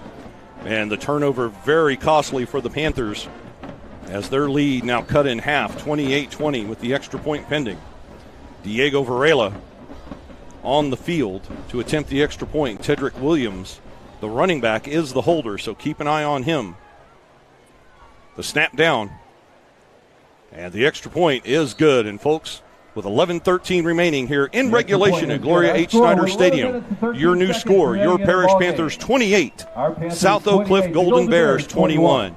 And, Jim, we said that this was going to be a toe-to-toe fight the whole way through, and these teams have not disappointed this evening. We've got a one-score game with 11 to play. Yeah, nobody's blinking, and if you're Parish, you really got to get things back on track. You know, you can't shoot yourself in the foot with these turnovers. You gotta drive the field and execute, and there's no adjustment to make. It's just execution. Indeed. What they need to, I would see what they need to do here. It looked like in that last drive they were a little rushed. I think they need to take your advice, let the game come to them. They just need to slow this down, play Parish Panther football, hand off the ball cleanly, make clean blocks. As the old saying goes, matriculate the ball down the field.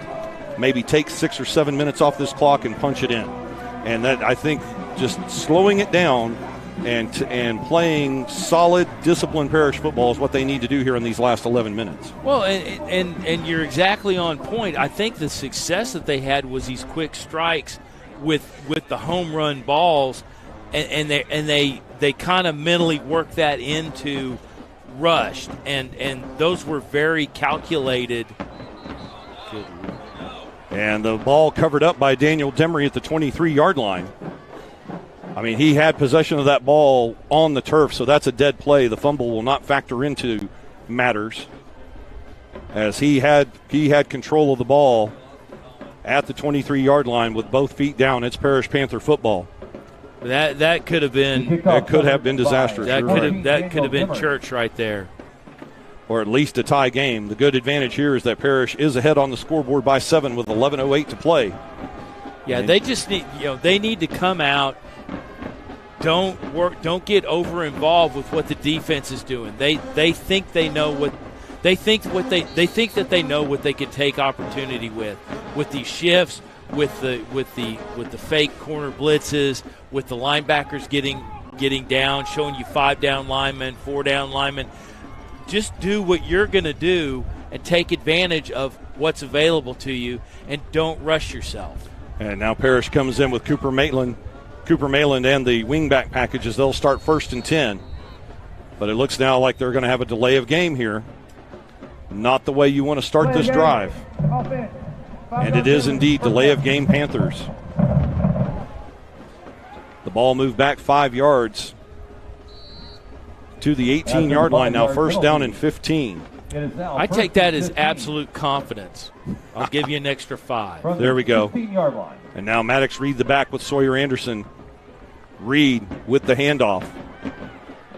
And he is held up at the line of scrimmage for no gain. The handoff given to 5, Maddox Reed. Busting through to make the tackle for the South Oak Cliff Golden Bears. 99 kid. That looks like number 80 with the tackle. For the Golden Bears. Keith Smith. The first time we've called his name tonight. No gain on the play. 2nd down, 15. And I'm sure you're seeing some fresh players in for South Oak Cliff. Not so much on offense, but I think you're seeing that on defense. Now 2nd and 15 for the Panthers. Sawyer Anderson's going to roll. He's going to throw. Hits Yasubio at the 20-yard line. And the Texas commit, that's number 7 rather, Abdul Muhammad, making the tackle at the 20-yard line. That's going to be a gain. We'll call it a gain of 8 on the play to the 21-yard line, but it's now 3rd down and 12 for the Panthers. Gain of 3 yards on the play. 3rd down, 12. Pardon me, a 2-yard gain. It was 2nd and 15. It's now 3rd and 12. So that 3-yard gain, rather, ladies and gentlemen. It's 3rd and 12 now at the Panther 21. They'll put the trips on the bottom of the screen. Yasubio on the inside, Mays in the middle. Fields on the outside. Anderson's going to roll to his right. Chased. He's going to throw downfield. Oh, and it's picked off. The last thing you wanted to see here. The 3rd turnover of the game. And with the interception, number 22, Jamarian Clark, and that could be disastrous for Parish. Yeah, Clark just picked up his runner, came in on the pass lane, and it was just handed to him. Couldn't have played it any better. And that interception firmly on the shoulders of Sawyer Anderson. After the interception, the ball down now to the... And now a tired Parish defense has to come back out and go back to work. First and 10, Golden With Bears. 9:41 remaining in regulation play. Parish 28, South Oak Cliff 21. And the jumbo package back in for the Golden Bears. Carter Kopecky at quarterback. He's going to hand off, or no, he's going to keep this time. Makes a move, gets inside the 30 to the 28-yard line. And most of the offensive line still back at the line of scrimmage. That 8 yards was all Carter Kopecky. Yeah, I mean, they're just getting him loose, and he's doing it all on his own, but he's obviously doing it against a tired, not tired, but winded defense for Parish, because the turnover is the punishment, but what kills you is putting your defense right back out there. Williams now that's Danny Green with the carry, and he'll have first down yardage down at the 22-yard line. Cooper Malin making the stop with Seth Scott. And the Parish defense giving up bigger plays here in the fourth quarter. The second turnover here in this second half. The first one just before the end of the quarter. First and 10 now at the 22-yard line. The wing back on the near side, Kopecky handing off to Green. No, he's going to keep it. Looking for the outside, gets a block. And he's going to scoot out of bounds at the 11-yard line. That's an 11-yard gain. Another first down for South Oak Cliff. Kopecky on the quarterback carry. He's pushed out Kopecky gives you a look back there with the keeper, and just he takes off as soon as he pulls the ball. Very approach driven. 10-yard line. The way he's running that offense. They'll put the ball at the 10-yard line. It makes it first and goal for South Oak Cliff as the clock stopped with 8:40 to play in regulation. Kopecky handing off to Danny Green. He's going to go right up the middle. And hanging on to a cleat until he gets help is Seth Scott. 21 Green. Cooper Malin will finish off the tackle at the 5-yard line. Second down and goal. The gain of 5 yards on the play. The ball now at the Panther 5-yard line. Second and goal. The Golden Bears line up again. They'll put one receiver to each side. Second and goal at the 5. They go quickly. Green's going to jump out to the outside, and he's in the end zone. That's his third touchdown of the game, and we're an extra point away from being tied with 8:10 to play in the fourth. Yeah, he just spread the line and hit that end. Felt no coverage and just cut up and had that thing wide open. And once again, Diego Varela with the kicking tee. 28-27, Parish in the lead by 1. And Williams, the running back, will hold, but let's keep an eye on him. It looks like they'll go for the tie. Varela with the kick. It's a little bit to the left, but stays inside the upright. The extra point is good. And, folks, we've got a brand-new ball game with 8:10 to play here in the fourth quarter. Your Parish Panthers 28, South Oak Cliff Golden Bears 28. And after 28 unanswered points by Parish, it's now 14 unanswered by South Oak Cliff, and we're knotted up with 8:10 to play. Yeah, and I mean, we've talked about it extensively, Brian. They Parish just needs to command their offense, go out, take what's available to them, take what they're given, and play their game.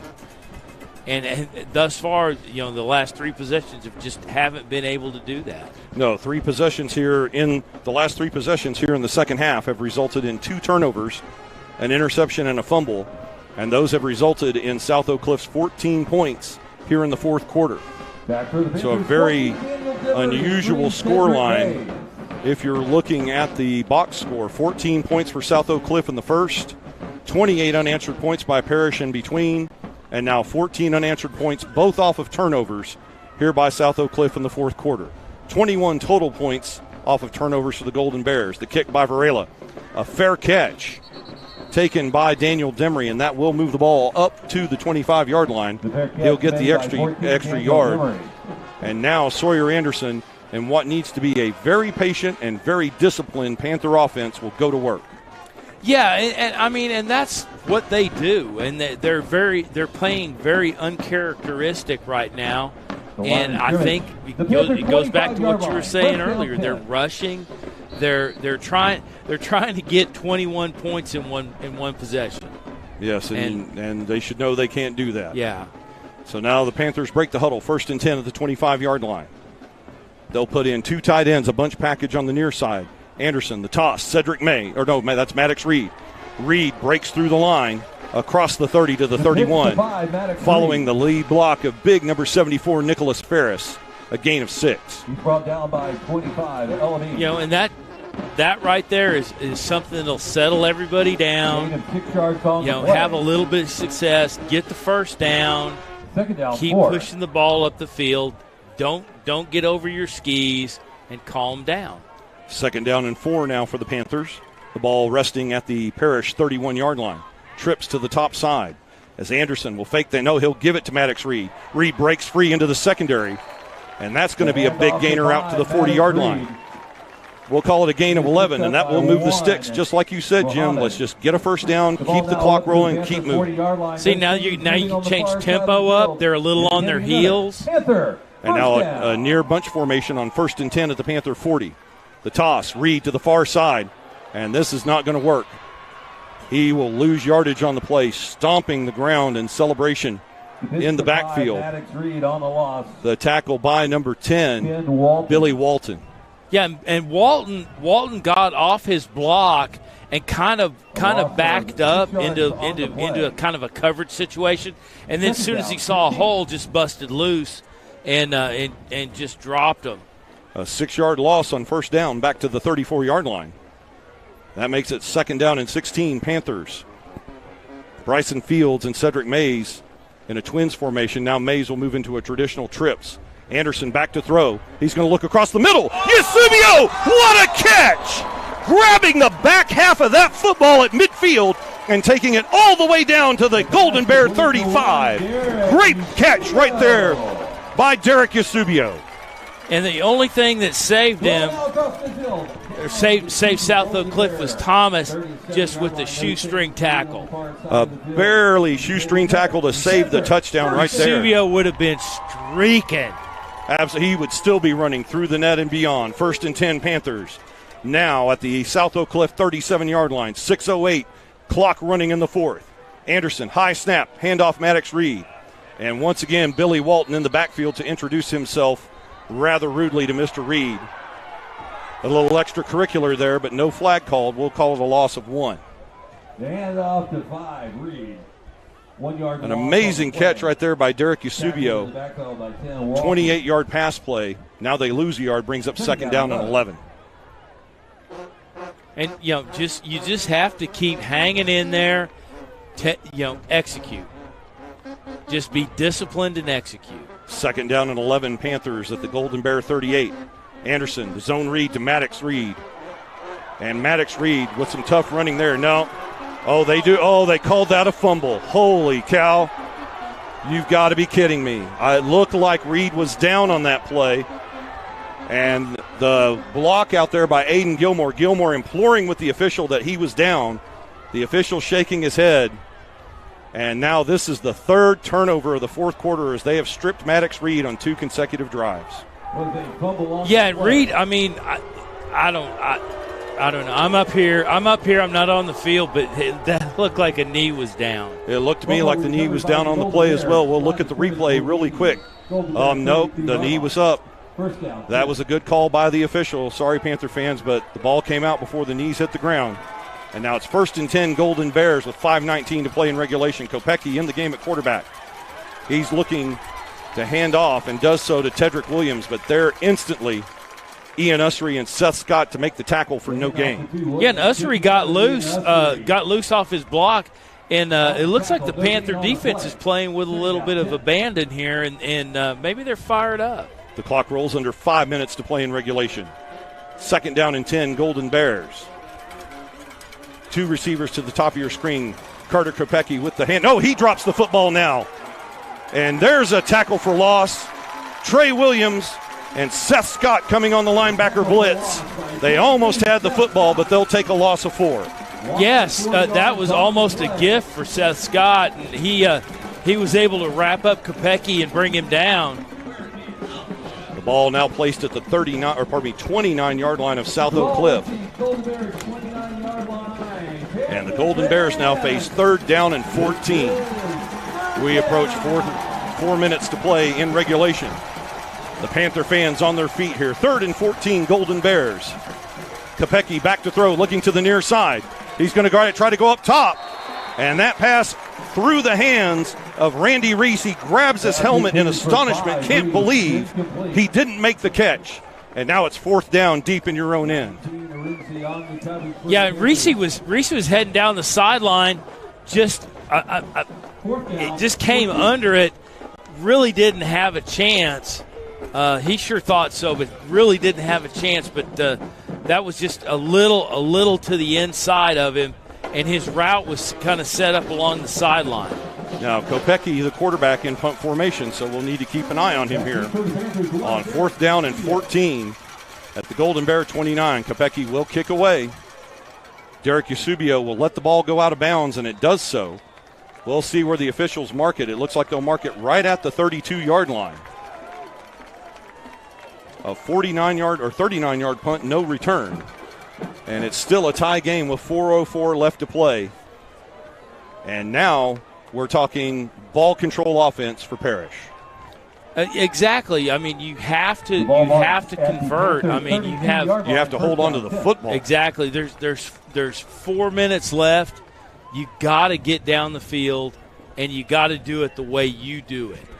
Time to play Panther football the way Novikov draws it up. Trips to the top side. Bunch formation on top. 1st and 10 at the Panther 32-yard line. Maddox Reed still the running back. He'll take the handoff. And South Oak Cliff pawing at that football as Reed will gain only 1 on the play. Yeah, and South Oak Cliff is sacrificing yards for potential turnover, and they're grabbing at the ball. They're looking for strips. If they can get the second guy in on the tackle, they'll do that. But for the most part, first contact's going for the strip. Absolutely, and by the same token, if Maddox Reed can break into the secondary, he's going to be gone because there'll be nobody left to stop him. 2 yards gained on the play. 2nd down and 8 now for the Panthers from their own 34. Clock running at 3:25 in the 4th. Anderson surveying his options. He'll go across the middle. The catch made. Eusebio, and he goes down immediately at the 45-yard line. He knew he had the first down, so he got down on the turf so they couldn't strip the ball away. 1st down Panthers. Yeah, great awareness for a young man like that. That's well coached and well learned. The clock continues to roll with 3:10 remaining in regulation.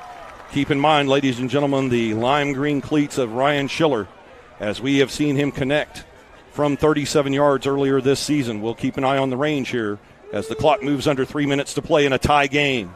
28 all. Panthers with the ball, 1st and 10 at their own 46-yard line. Trips to the top side. The ball loose. A high snap. And Maddox Reed, well, now South Oak Cliff is saying they have the football, and they do. That is the 4th turnover in this 4th quarter alone. A high snap. And South Oak Cliff has the football in plus territory with 2:39 to play, and we have an injured Panther on the turf. Just very uncharacteristic of Parish at this point in the game, and I think they're kind of looking at the scoreboard and feeling a little bit of pressure, and they really just need to play their game and do what they can do. Yeah, hopefully the coaching staff can settle them down, get them back into the zone where it's 0-0 at the beginning of the game, and we just have to go out and make some plays. As one of the Parish offensive linemen is being tended to on the turf. It looks like that's number 74, Nicholas Ferris, having his leg looked at by the Parish training staff. At least the defense got a little bit of rest on that one because now they will have to try to keep Diego Varela and the South Oak Cliff Golden Bears out of field goal range with 2:39 to play. Well, I don't think that South Oak Cliff is playing for a field goal. They're not. They're not. I think their whole objective is to punch that thing in, and they're willing to live and die with that. And Nicholas Ferris back on his feet. He'll get some help to the Parish sideline. And we hope he can return to action here very quickly. But in the meantime, the 4th turnover in this 4th quarter by the Parish offense will give South Oak Cliff the football. 1st down and 10 at the Panther 44-yard line with 2:39 to play. Panthers 28, Golden Bears 28. It's all on the line right here, Jim. Oh yeah, and South Oak Cliff is approaching the line. Just, I mean, very, very, very slow and methodically. And I don't know that it's a control issue. I think there's conditioning things coming to light. No, it looks like the Golden Bear offensive line is exhausted. Kopecky, the quarterback, he'll hand off up the middle. Number 21, Danny Green. They go with the speed back on this drive. Seth Scott with the tackle. The ball down at the 38-yard line, a gain of 6. As that clock moves, 2:25 and counting. Second down, 4. Ball at the Panther. It sets up second down and 4 for the Golden Bears. The bunch formation to the right side of the offensive line at the bottom of your screen, as Kopecky will keep it this time. And reading the play, Parker Meese and Seth Scott make the stop for no gain. A great read there by Seth Scott. Yeah, he just came up. He didn't get stymied on the fake handoff and looked at the read and just came in and lowered the boom on Kopecky.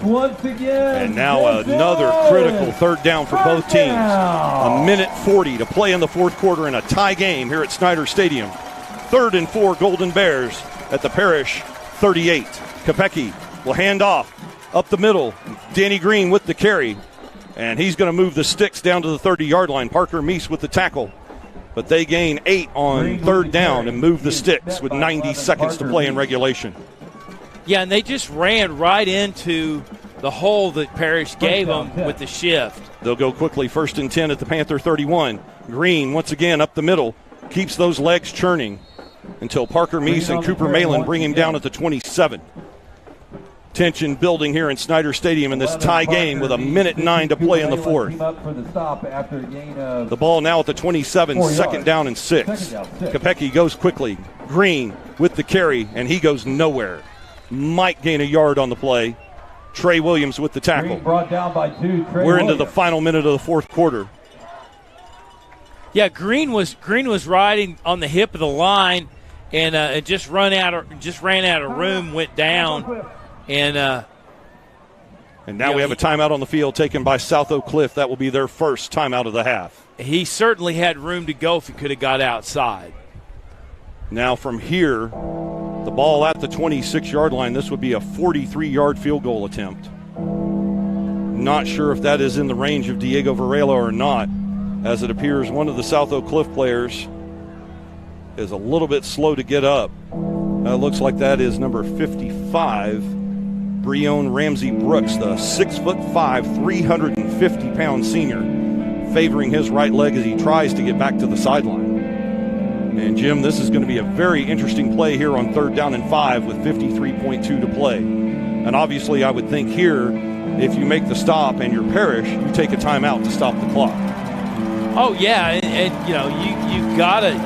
The whole thing is you gotta make the stop. This is 3rd down. And now the Panther faithful on their feet here at Snyder Stadium, all cheering loudly as following the timeout, it's 3rd and 5 for South Oak Cliff at the Parish Panther 26-yard line. 53.2 to play in the fourth. Connor Kopecky, he's going to try the jet sweep. No, he'll fake the handoff, and with the stop, Caleb Irving. Irving shuts Williams down for no gain. It's 4th down. The clock continues to run. Caleb Irving. 38 seconds to play in the fourth.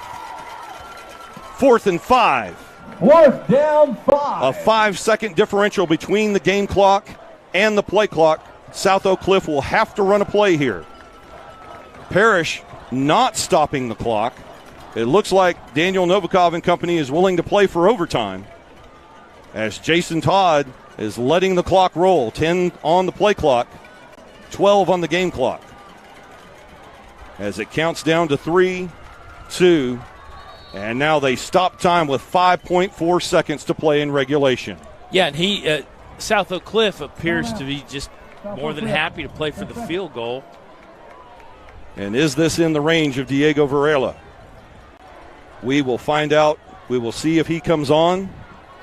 If he does come on from here, it would probably be a 43-yard attempt for Varela, but we'll see what happens here. Timeout on the field as South Oak Cliff has 1 timeout remaining. Well, and again, back to the three facets of the game, and Parish thus far has executed on special teams for the most part.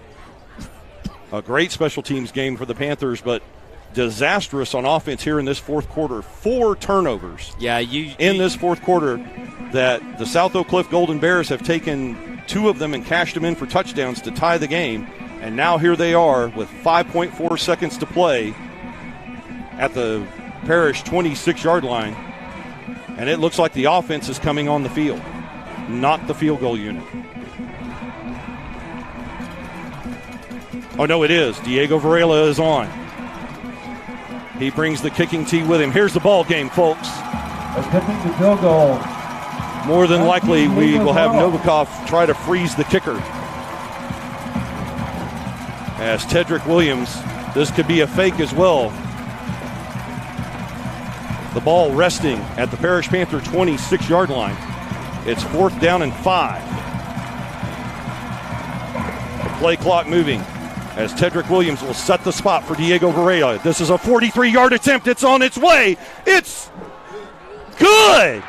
It's good with 0.8 seconds to play in the game. Diego Varela nails the field goal with 0.8 seconds. The clock operator did not stop the clock as of yet. There's 0.8 seconds remaining in the game. But it is 31-28 South Oak Cliff, although it appears the officials may be exiting the field. And the officials are leaving the field, Jim. It looks like the ball game is over. I would think that's ball Although game. It appeared to me as the ball went through, there was 0.8 seconds remaining on the clock. Our final score this evening. The South Oak Cliff Golden Bears 31. And they're going to shake hands. This is it, Jim. And ladies and gentlemen, the final horn is sounded here at Gloria H. Snyder Stadium, bringing tonight's game to a close. And ladies and gentlemen, your final score here tonight at Parish Episcopal School, South Oak Cliff Golden Bears on a miracle last field goal win the game. Golden Bears 38, your Parish South Oak Cliff Golden Bears 31. Certainly appreciates the help. Parish Panthers 28. And Jim, the 4 turnovers in the fourth quarter were just too costly for the Parish Panthers. Well, they gave this game away. Yeah, I would say catastrophic. I mean, absolutely catastrophic. Just not playing the way you play, and it was just very undisciplined, and unfortunately that cost them. But I mean, you look from the standpoint of what did we learn from this game. Our interim athletic director, and there definitely will be some things to learn from this game as the Panthers take their first loss on the season. They'll drop to 3-1 on the season, and South Oak Cliff picks up their first win. And we were looking for a Donnybrook here tonight in Farmers Branch, Texas, and we got one. It was, the punches thrown in the first quarter. Well, not literally, but, the aggressive offense by South Oak Cliff in the first quarter, jumping out to a 14-0 lead, and then Parish coming back, scoring 28 unanswered points, just shifting the momentum completely in their direction with a 28-14 lead as we enter the fourth quarter, and then a disastrous fourth quarter for the Parish Panther offense. 4 turnovers, 3 fumbles by Maddox Reed, an interception by Sawyer Anderson, and it gives Diego Varela and the South Oak Cliff Golden Bears the chance to win it at the buzzer. And let's give South Oak Cliff credit. They came down, they got the ball down as far as they needed, and Varela nails a 43-yarder at the buzzer to take the victory.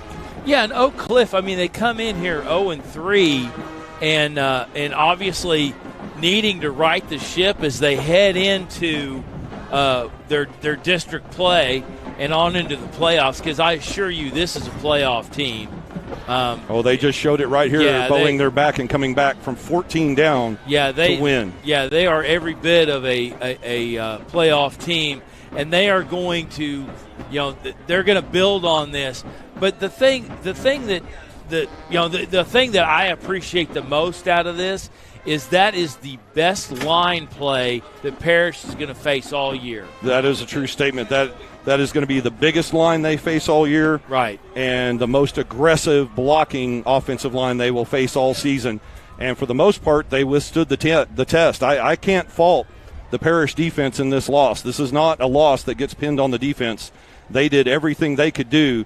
I mean, they played. I mean, the possession time in the fourth quarter, South Oak Cliff had the ball on offense for 9.5 minutes of that fourth quarter, and it's hard to ask even the most conditioned defense to go out there in the fourth quarter and stay on the field for 9.5 minutes. And, and they did a great job. I mean, they did what they could. I mean, unfortunately, every time they turned around, they were given the ball back, and that's something that's correctable. That's a discipline issue, and I'm positive that Parish will figure out corrections for that prior to China Springs coming in here, and just get ready to roll.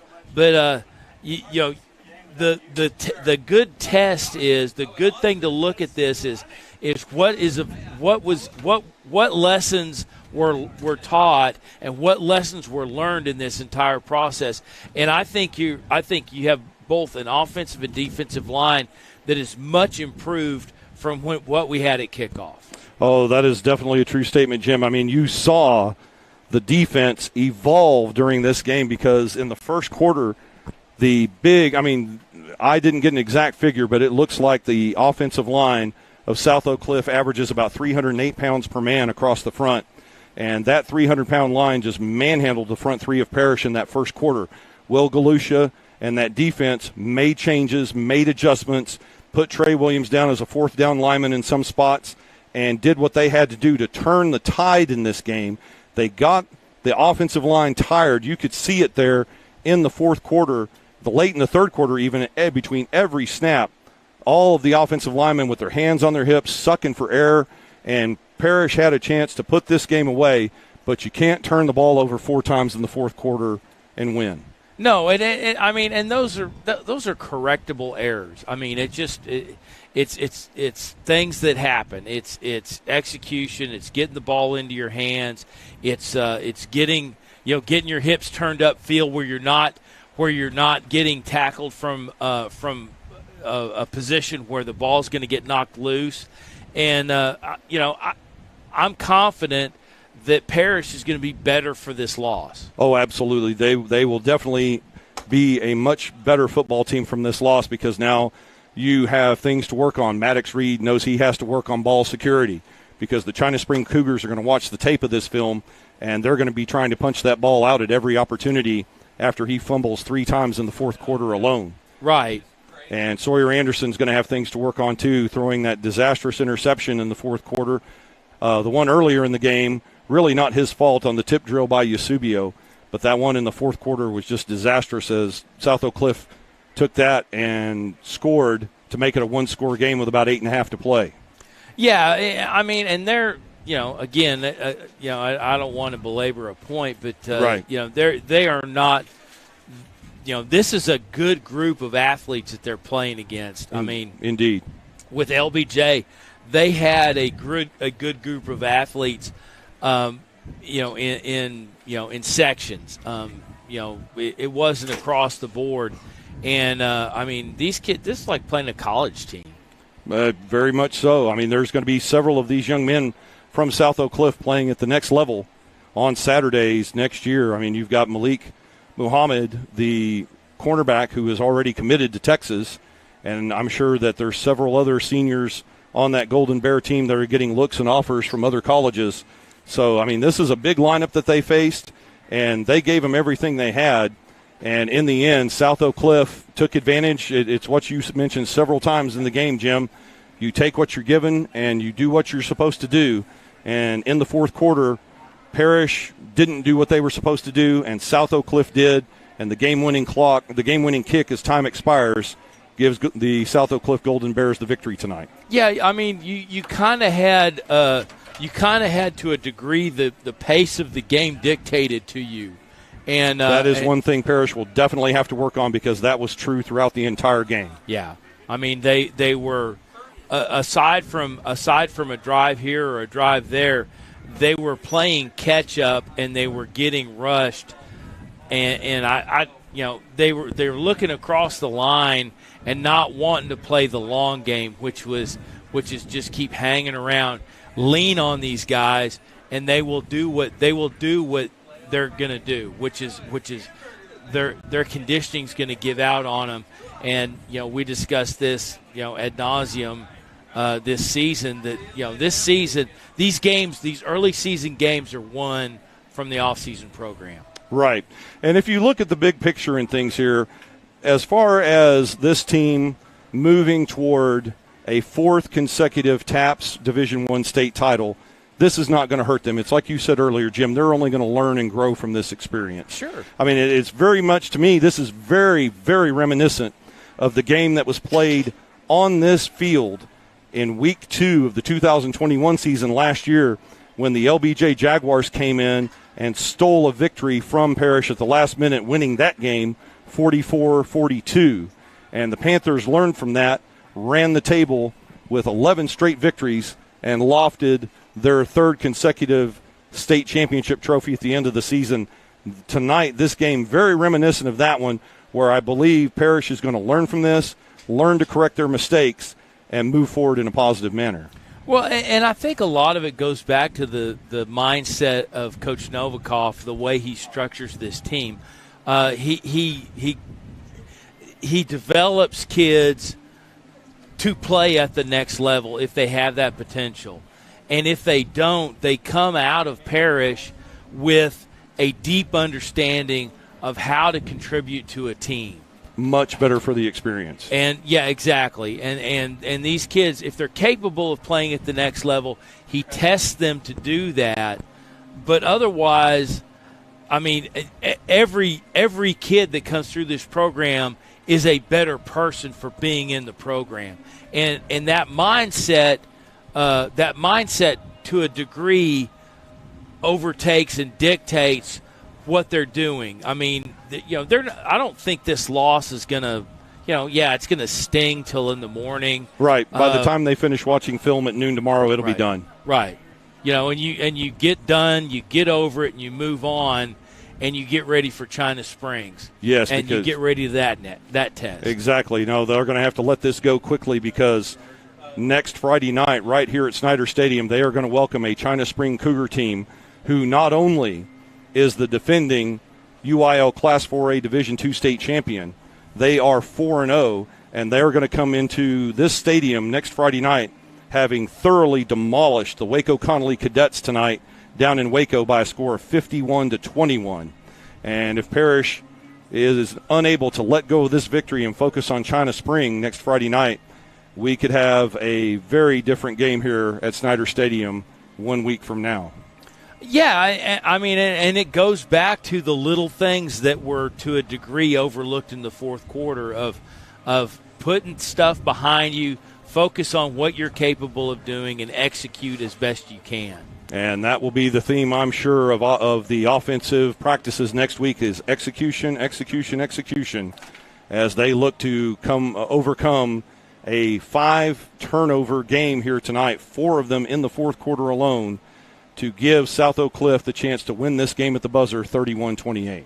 Right, and I think you look at the film, you get a feel for what the outcome was, and you sit and digest what the stat line was, and you're gonna discover that the game was definitely closer than what you thought. Indeed, and next week the Panthers have quite possibly an even bigger test than what they had tonight in those China Spring Cougars, who will be here next Friday night with that kickoff scheduled for 7 p.m. Yeah, and I'm sorry I don't do my homework outside of these games. I can't speak to China Springs, but their pedigree dictates that to me that they are going to be a very challenging adversary. Pardon me, that'll be a 7:30 p.m. kickoff next Friday night, as that is our final non-district game of the schedule. Well, almost. It'll be our penultimate game on the schedule, as we have filled in San Antonio's Cornerstone Christian on October 14th to supplement the departure from Division I this season of John Paul II High School. But, folks, we want you to join us right back here next Friday night as we'll have more Parish Panther football for you. Our pregame show will start here at about 7:05 p.m. and kickoff scheduled for 7:30 as your Parish Panthers will host the defending UIL Class 4A Division II state champion China Spring Cougars. And we hope you can join us for that matchup. Well, folks, before we go tonight, we want to thank everyone who made tonight's broadcast possible. The executive producer of Game On Sports is Fred Garner. Tonight's game was produced and directed by Ori Holman. Game On Sports technical producer is Trevor Von Dam. The sights and sounds of tonight's broadcast were brought to you by our outstanding camera crew, Tim Polster, Tyler Presley, Zach Sanders, and Isabel Gonzalez. And also a special thanks to our administrators back at the home office, Lisa Carrillo and Sarah Beasley. And, folks, don't forget to join us right here on Game On Sports next Friday night, September 23rd, as your Parish Panthers will host the defending UIL Class 4A Division II state champion China Spring Cougars here at Gloria H. Snyder Stadium. Our pregame show will start here on Game On Sports Network at 7:05 p.m. with kickoff scheduled for 7:30. Tonight's Parish Panther football broadcast is a copyrighted production of Game On Sports Network and the Parish Episcopal School. Copyright 2022, all rights reserved. Any rebroadcast, reproduction, or other use of the pictures and accounts of this broadcast without the expressed written consent of Game On Sports and the Parish Episcopal School is strictly prohibited. And, Jim, your final thoughts tonight on this game and the buzzer beater by the Golden Bears. I think I still go back to the test that this game was, and what does Parish get out of this test, and how do we move? How do they move forward with that? And I can't help but think that they are set up and ready to roll through district play, and they've set themselves up for a long run into the playoffs, and hopefully another TAP state championship. And that journey will continue next Friday night here at Snyder Stadium as the Panthers face off against the China Spring Cougars. Well, that wraps it up here for us tonight at Gloria H. Snyder Stadium. Thank you, ladies and gentlemen, for spending your Friday night with us, and we look forward to seeing you next Friday evening right here on Game On Sports. On behalf of my broadcast partner, Jim Dixon, and our entire Game On Sports production crew, this is Brian Shackelford, thanking you for joining us this evening and for your continued support of Parish Panther football. Your final score again tonight from Gloria H. Snyder Stadium, South Oak Cliff Golden Bears 31, Parish Episcopal Panthers 28. Until next week, good night and God bless from Farmers Branch, Texas.